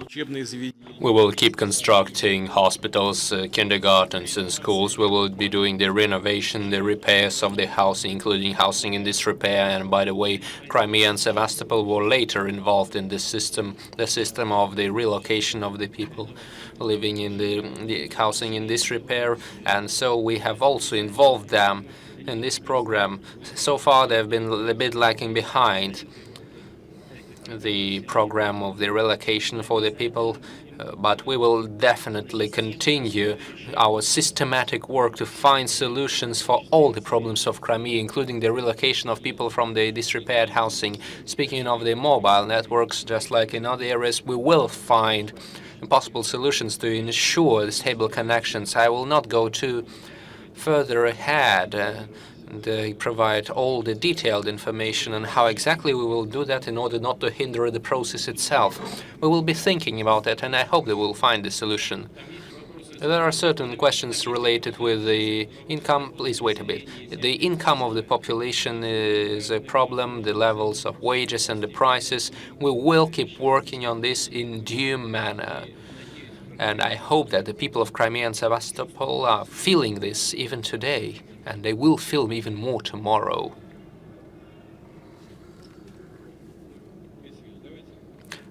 Please, Mr. Peskov. We haven't heard anything about sports. I see Dmitry Guberniev willing to ask a question. Dmitry, please, it's about sports, I'm sure. Yes, how could you guess that? First of all, I would like to wish you a happy upcoming new year, wish you all the best, happiness and patience that we all need today. Our athletes will defeat everyone. And in Russia, we have sports that brings us together, which is biathlon, but practice shows that in each race we will keep struggling for the medals, including the Olympic medals. And I would like to ask you, Mr. President, about the Olympics, which you will attend and visit the opening ceremony of the Olympics in Beijing. But still, keeping in mind the political boycott announced by certain states and numerous leaders, including President of the United States of America. In your view, what is the reasoning behind such actions, and does this remind you the situation of the pressure against China and the athletes? Does this remind you of the situation around the Olympics in Sochi and before that? Thank you very much. Oh, see, this decision is unacceptable and erroneous. I've been talking. It's been quite a while. I've been talking with one of the ex-presidents of the United States of America. Guess who it was? And he told me the following. The boycott of the Olympics in Los Angeles and in Moscow was a great mistake by the United States of America. And now the US keeps making the same mistake again. What is the reason behind that? Behind the political and the diplomatic boycott of China? They are trying to hold back the development of the People's Republic of China. There is no other argument for that. Sports, just like arts, must bring people together instead of creating problems in the relations between the people and the states. And if sports is deprived of the main goal, its main value, we see damage for the entire international community. And the most recent, quite modest option of restoring and maintaining the relations between the state are being destroyed and eliminated for the reasons of current political benefit. This is a mistake, but we can't do anything about this. Everyone makes mistakes, although not everyone repeats them. And this is exactly the case of repeating the past mistakes. The reason is, there is only one reason for that. The sanctions against Russia and so on, there is only one reason for that. This is not about the names of the national leaders or any current political matters or problems. This is only about one thing. This is an attempt to hold back the development, to make sure they can't raise their head too high and become a competitor. I mentioned the situation around the development of and the movement of NATO towards the east. Why did they do that? There was a social democrat in Germany, Eggenbar. So he suggested creating a security system in Europe after the withdrawal of the Soviet troops from Germany, from East Germany and East Europe. He suggested creating a new basis. He said that NATO had to be preserved without the inclusion of Central and Eastern European states. He argumented and spoken out in favor of a new security system involving the US, Canada and Russia and Europe. And this is an archive paper I was reading his talks with Mr. Falin, with the Soviet authorities. He said, unless we do that, then the virtual Berlin Wall will keep shifting to the east. And then, subsequently, we will face the same problems that we were facing back then. This is exactly what happened. This is an attempt to hold someone back, but this policy is a mistake. The same mistake as the attempt to use, in this case, sports to solve any immediate political problems. They cannot hold back China. They must realize that. There's no way they can do that. Today's China, by its purchasing capacity, is even more developed than the US economy, and after the year 2035 and 2050, China would inevitably become the leading world economy in all the other aspects. We must understand that, and perhaps if they understand that, they will act in a similar manner. Speaking of us, we were always against politicizing sports. I saw a question from the Far East in a blue jacket. Yes, sector C3. Greetings, Mr. President. We're always glad to see you in Vladivostok. And I'm always glad to come to Vladivostok as well, especially after the relevant events that took place there, including the APEC and the restoration and the recovery of Vladivostok. And I hope all the people of the Far East can feel and see that, but there is a lot to come later. Your question, please. It is true, Vladivostok is facing great changes. On the first sign, I had a sign saying one-room apartment for 8 million. This doesn't mean I wanted to sell anything. This means that the housing prices in the Far East have reached an all-time high. We have a high level of construction. We have a great volume of constructing new apartments and housing, and we're solving many problems that we're facing, but at the same time the prices are spiking, reaching 8, 9 or 10 or even 12 million rubles. In essence, we've almost reached the same prices as in Moscow. This was significantly affected by the reduced rate mortgages in the Far East. This has greatly affected the prices, and this is a great hardship for the Far East. We are now one of the 3 regions in the decrease of the population. The people are fleeing from the Far East. We have to do something about this. We must establish a special mechanism for holding back the housing prices. Otherwise, we will be left without the youth. Let's see. Irina, was that your name? Am I right? It is true that we have established an entire please take your seat. An entire chain of supporting the housing market, especially for the Primorie, the Far East in general. They have a 2% yearly rate, and the 3% of the agricultural mortgage, 6% rate for families with children, and we have also extended the reduced rate mortgage into this next year with a 7% rate. And sure, we're given a certain level of housing technology development. It's always improving. We're improving the level of industrial production of the construction materials. This is about the supply. The supply affects the demand and the prices as well. We introduced the 2% rate in order to decrease the prices, and overall it has played a positive role. The depopulation is happening, and the housing prices are not the only reason. We are currently considering what can be done. The low mortgage rates result in increased housing prices, but nevertheless, this also means that 90 million square meters of new housing has been constructed. We see obvious positive effects, and the number of families who are improving their housing conditions have increased multifold. This includes the individual housing construction as well. The Far East requires special attention.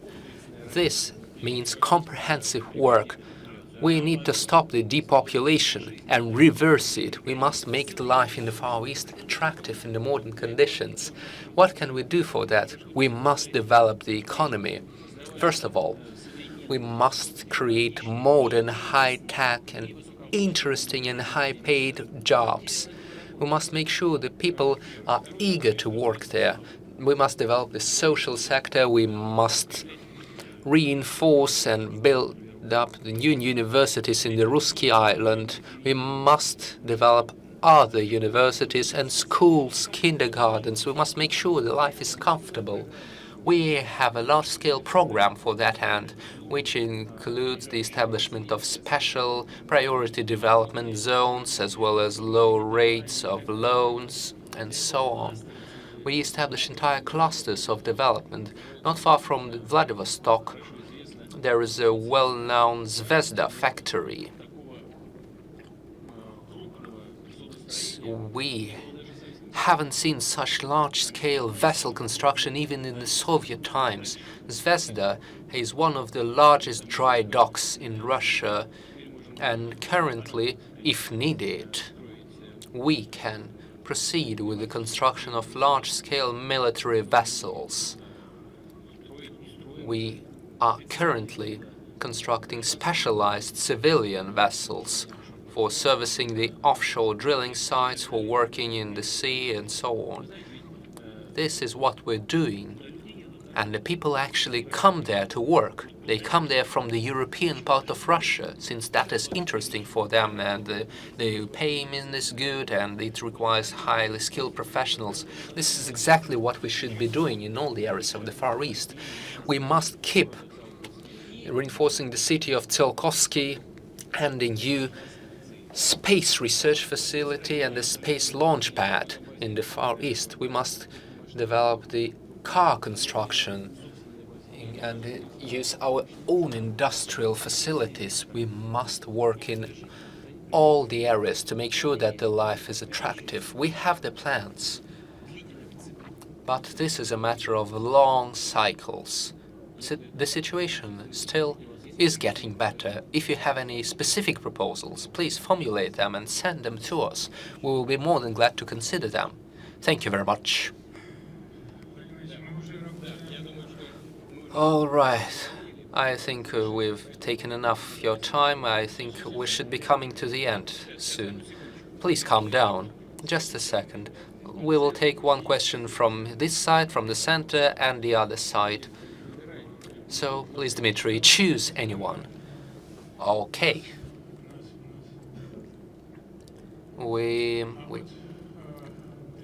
Oh, I see a sign from Dagestan. Please.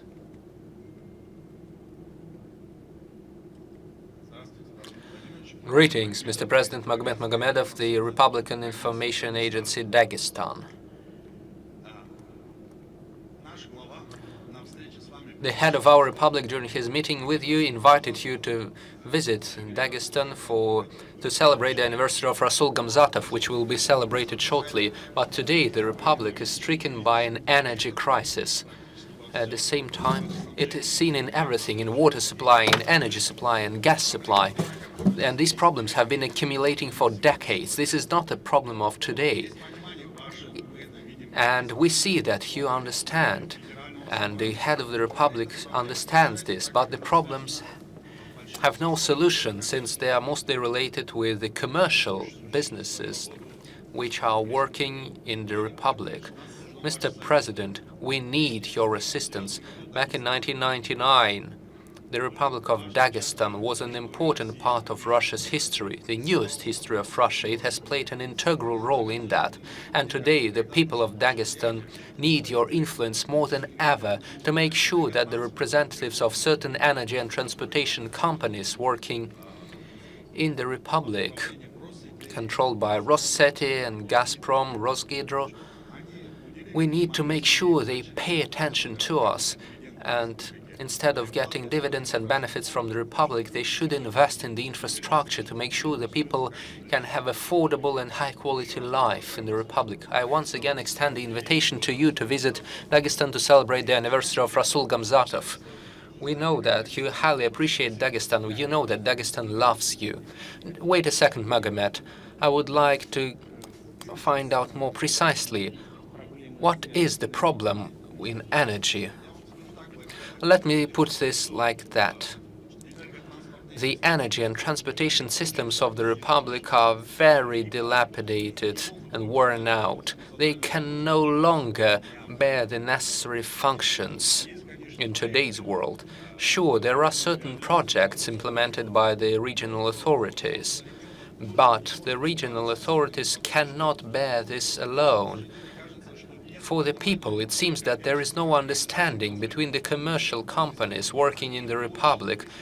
They are the ones who define the work of the system. The authority works in such a way that it is controlled from the federal center, and this means that there are no mechanisms of local activism. What are the companies we're talking about? The electricity supply. Yes, we're talking about the Rossetti company in particular, or their affiliates. I cannot give the exact names. What else? The water suppliers. The water suppliers are controlled by the large commercial companies of Russia, and perhaps they may be affiliated with Rosgidro company. And there is a great problem related with the transportation of natural gas to the smaller villages. Thank you. Okay, I will look into that. The Rossetti company or some of its affiliates might be involved. Speaking of the water supply, we must take a look at the work of the local regional authorities. You must see how they work on the system of the water supplies. We must see if they are controlled by the Republic or any commercial companies. We must find out precisely what is going on. And the same goes for the Rosgidro company. I cannot give you a precise answer on each of the questions, but I have a clear idea of what we might be dealing with, and we will deal with that. Thank you very much, and I would like to ask you to extend my best wishes and the wishes of the upcoming new year, since I have a special relation with Dagestan, and the work in Dagestan currently is a great opportunity for the career, and the current head of Dagestan has become a head of the United Russia Party fraction in the State Duma. Mr. President, we do see your attention, and we always feel that. So in the name of the journalist community and the people of the Republic, thank you, and a happy upcoming new year. Thank you very much. Now a question from the central sector. Anything. Dmitry. Any poster, any sign. Yes, I see a lady in a green suit in the center.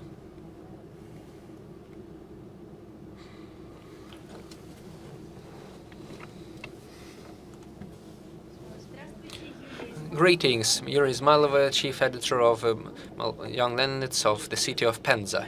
Yes, the city of Penza.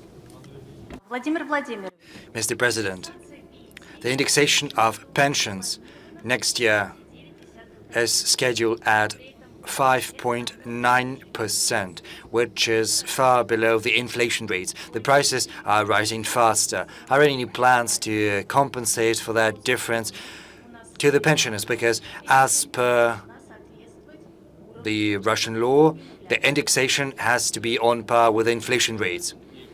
Yes, I fully agree with you. And we shouldn't forget that. The government of Russia will have to do everything in its power to make sure it's in compliance with the promises of previous years. Before that, recently, we have been keeping our promises, and we will do that in future too. Now, next year, relevant decisions will be made on the so-called siloviki, because in this particular field, we have to make adjustments too to even out the pensions and the salaries, and it concerns law enforcement and special services as well as the military. Yes, please. Dmitry, where do I turn? Well, the public television of Russia. Let's give them the floor. Good afternoon, Mr. President. My name is Olga Aslanova, Public Television of Russia. My question is due to the calls from our viewers.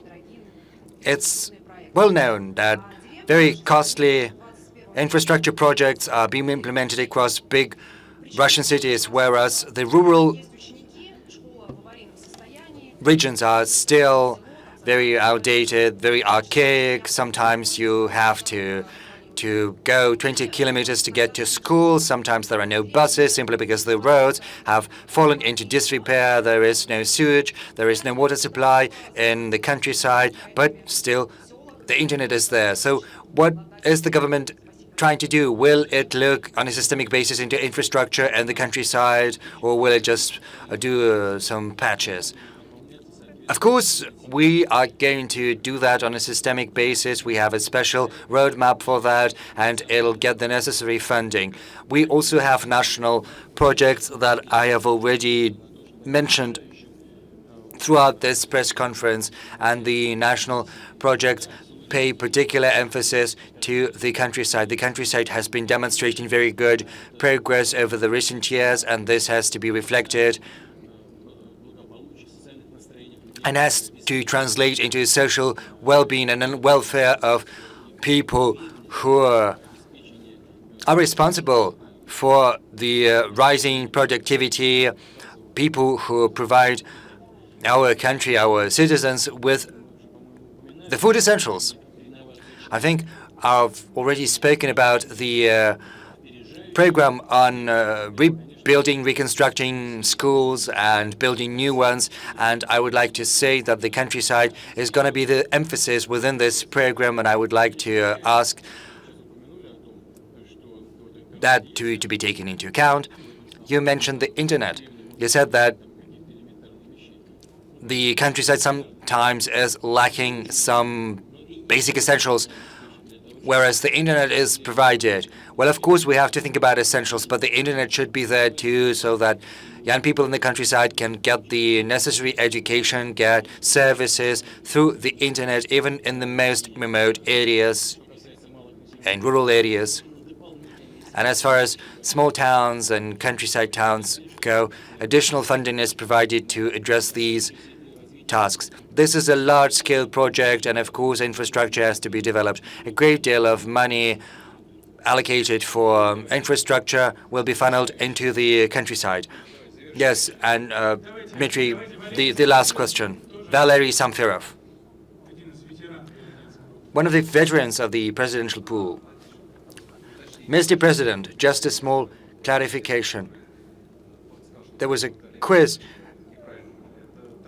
Who was the president who said that boycotting the Olympics was not the right thing to do? Was it Trump? No, it wasn't. My question is about the forthcoming year 2022. It seems as if it's not going to bring anything good. You are still going to keep everyone in the dark, in suspense, whether you're going to run for presidency once again. Maybe the pandemic is still going to continue to rage, and the restrictions brought about by the pandemic will still be there, and the WHO is going to find another reason not to recognize Sputnik V, and our Olympic team still will compete not under the Russian banner but under a neutral one. So what do you think the new year can give us as a source of optimism? You, I think, mentioned that this joy should not be just a dim glimmer. No, we need something good, a source of optimism and joy. Yes, I think this source can be the implementation of our plans. This is everything we are doing. We want to improve the lives. Now, regarding potential internal political events like the elections, this is not something I'm thinking right now. A colleague of yours, that young lady, asks me about securing the interests of the pensioners, and this is something we have to be thinking about. If the inflation rates go up, we need to adjust the income of our pensioners. Yes, the pensions do grow, but promises we gave before have to be kept, and these indexation has to be on par with inflation rates. And this is something everyone has to remember at all levels of authority, municipal, regional, federal level. We need to ensure the best possible quality of life for our citizens. The plans are gigantic. A lot of money is being allocated, and we need to make good use of that for people to feel real changes for the better. Happy or not, we need to do that. And I will nudge the government and the leadership of the country to work in this fashion, to move in this direction, to address the tasks on their agenda in the interests of the Russian citizens. Well, I think we need to give the chance to ask the last question to a woman, a lady. So, don't you see anyone? Russia, culture? Yes, please, go ahead. The first row, please, at the center. Good afternoon. My name is Yana Muzika, Russia Culture TV channel. Mr. President, we see a growing number of administrative and criminal cases involving accusations of extremism, propaganda, or insulting someone's feelings, performances, concerts, books can be subject to these investigations, and even citizens who put anything on their profile. So where does this line stand between insulting someone else's feeling and the right of an artist to self-expression? You said placing photographs and also the rights of an artist. If you place a photo of Hitler or Gimler on the website of the Immortal Regiment, is this about exercising your right to self-expression? Let us have a long look at that. Yes, we need to ensure freedom of creativity and freedom in general, because without freedom we won't be able to move forward. We'd be in for a very bleak future, a very dim future devoid of any prospects if we had no freedom. But we need to understand that this freedom can, at a certain point, run counter to the objectives we are pursuing. And this conflict emerges when this freedom clashes with the freedom of other people. You represent the media, culture, as a very good Russian TV channel. If there is an insult against Prophet Muhammad, do you think this is about exercising your freedom of creativity? I don't think so. I think it's an infringement of the freedom of religion. This is also an insult to the sacred feelings of people who profess Islam. Moreover, it brings about even more acute extremist sentiments. You remember those people who went into the office of the newspaper and they simply shot everyone. It was terrible. So freedom has to stem from inside, and it is to involve respect for everyone. You need to think about who your actions can affect. I said today that Russia is a multi-ethnic, multi-religious state, and we have it in our blood to treat the traditions and one another in general with great respect. And this is a very good groundwork that allows Russia to exist as a multinational, multi-ethnic state. And I can feel that in other countries we see that this culture is somewhat lacking. So why transfer this deficiency, this lack into our country? And this has to be an organic process. You remember the heads and the proprietors of the biggest networks and media got together. They adopted some internal rules on how to do their work without, hurting or affecting young people or anyone, not to insult anyone. And this is the path we should be following. Yes, and the last question, yes, the young lady over there. And then we will conclude. Yes, please.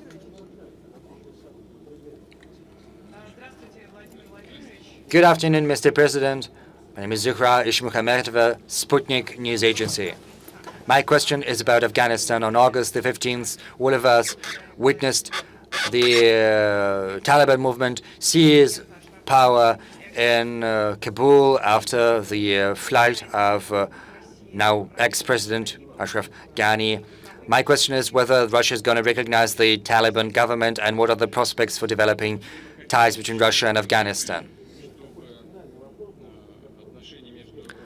I would like for the relations between Russia and Afghanistan to develop in the best possible way, because we have mutual interests in stabilizing the situation in the region. And for us, this is not just an abstract matter, because we have open borders with Central Asian countries, former republics of the Soviet Union, and there is a possibility that some extremist elements can infiltrate there, and that is why we cannot but feel concern. Moreover, we still see that a great deal of drugs flow to the world markets from Afghanistan. 90% is originating from Afghanistan, and this is something we are concerned about as well. Now, as far as recognition goes, we need to look at the realities, and we need to understand that the forces that have found themselves at the helm in Afghanistan will try to make sure that all ethnic groups are represented in the government. I think this is a necessary condition for getting in place the conditions that will give hope to an improvement of the situation. But what we need to do at the current point in time is to provide support to the people of Afghanistan, and those who should bear this responsibility primarily are those who have dealt the greatest blow to Afghanistan, those who've been present there for 20 decades, who have been dismantling the economy of the country. They have to contribute to its rebuilding. The first thing that needs to be done is to unfreeze the assets of Afghanistan in foreign banks, American banks in particular, in order to provide support to the people of Afghanistan. Otherwise, there's going to be famine, and the consequences will be dire, and they will affect the adjacent countries as well. Concerning recognition, we are working in coordination with all other international actors. We have a position of our own, which I've just articulated, and we will strive for this decision to be a consolidated one. Well, maybe another lady from the very center, the woman in red, Madam Sobchak. This is not you. You asked your question already. Yes, my name is Ozerova. A personal question to conclude, just briefly.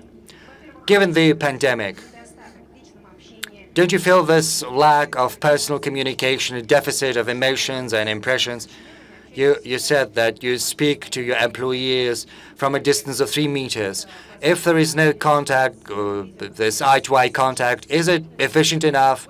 Moreover, yes, you speak with people through video conferences. Maybe it's more efficient, faster, swift, but still. Let me respond to the first question. This 3-meter distance is not that big of a distance.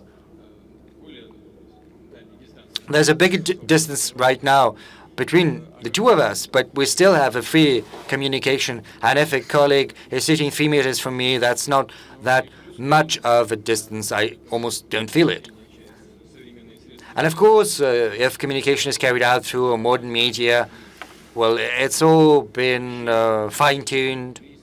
It's all very smooth. Now, as for communication with my family, with friends, with whom you need to sit very close, of course, I feel this lag just as any other person would. And another question about your athletic regime, your sports regime. Are you still following your schedule? And what about your leisure time? How has your leisure changed due to the pandemic? Do you follow what's happening in theater, in cinema? Are you following popular bloggers? Do you watch them TV series? Well, honestly, I'm not following what the bloggers are doing. And, well, I haven't been following people for a very long time, since I quit the Federal Security Service.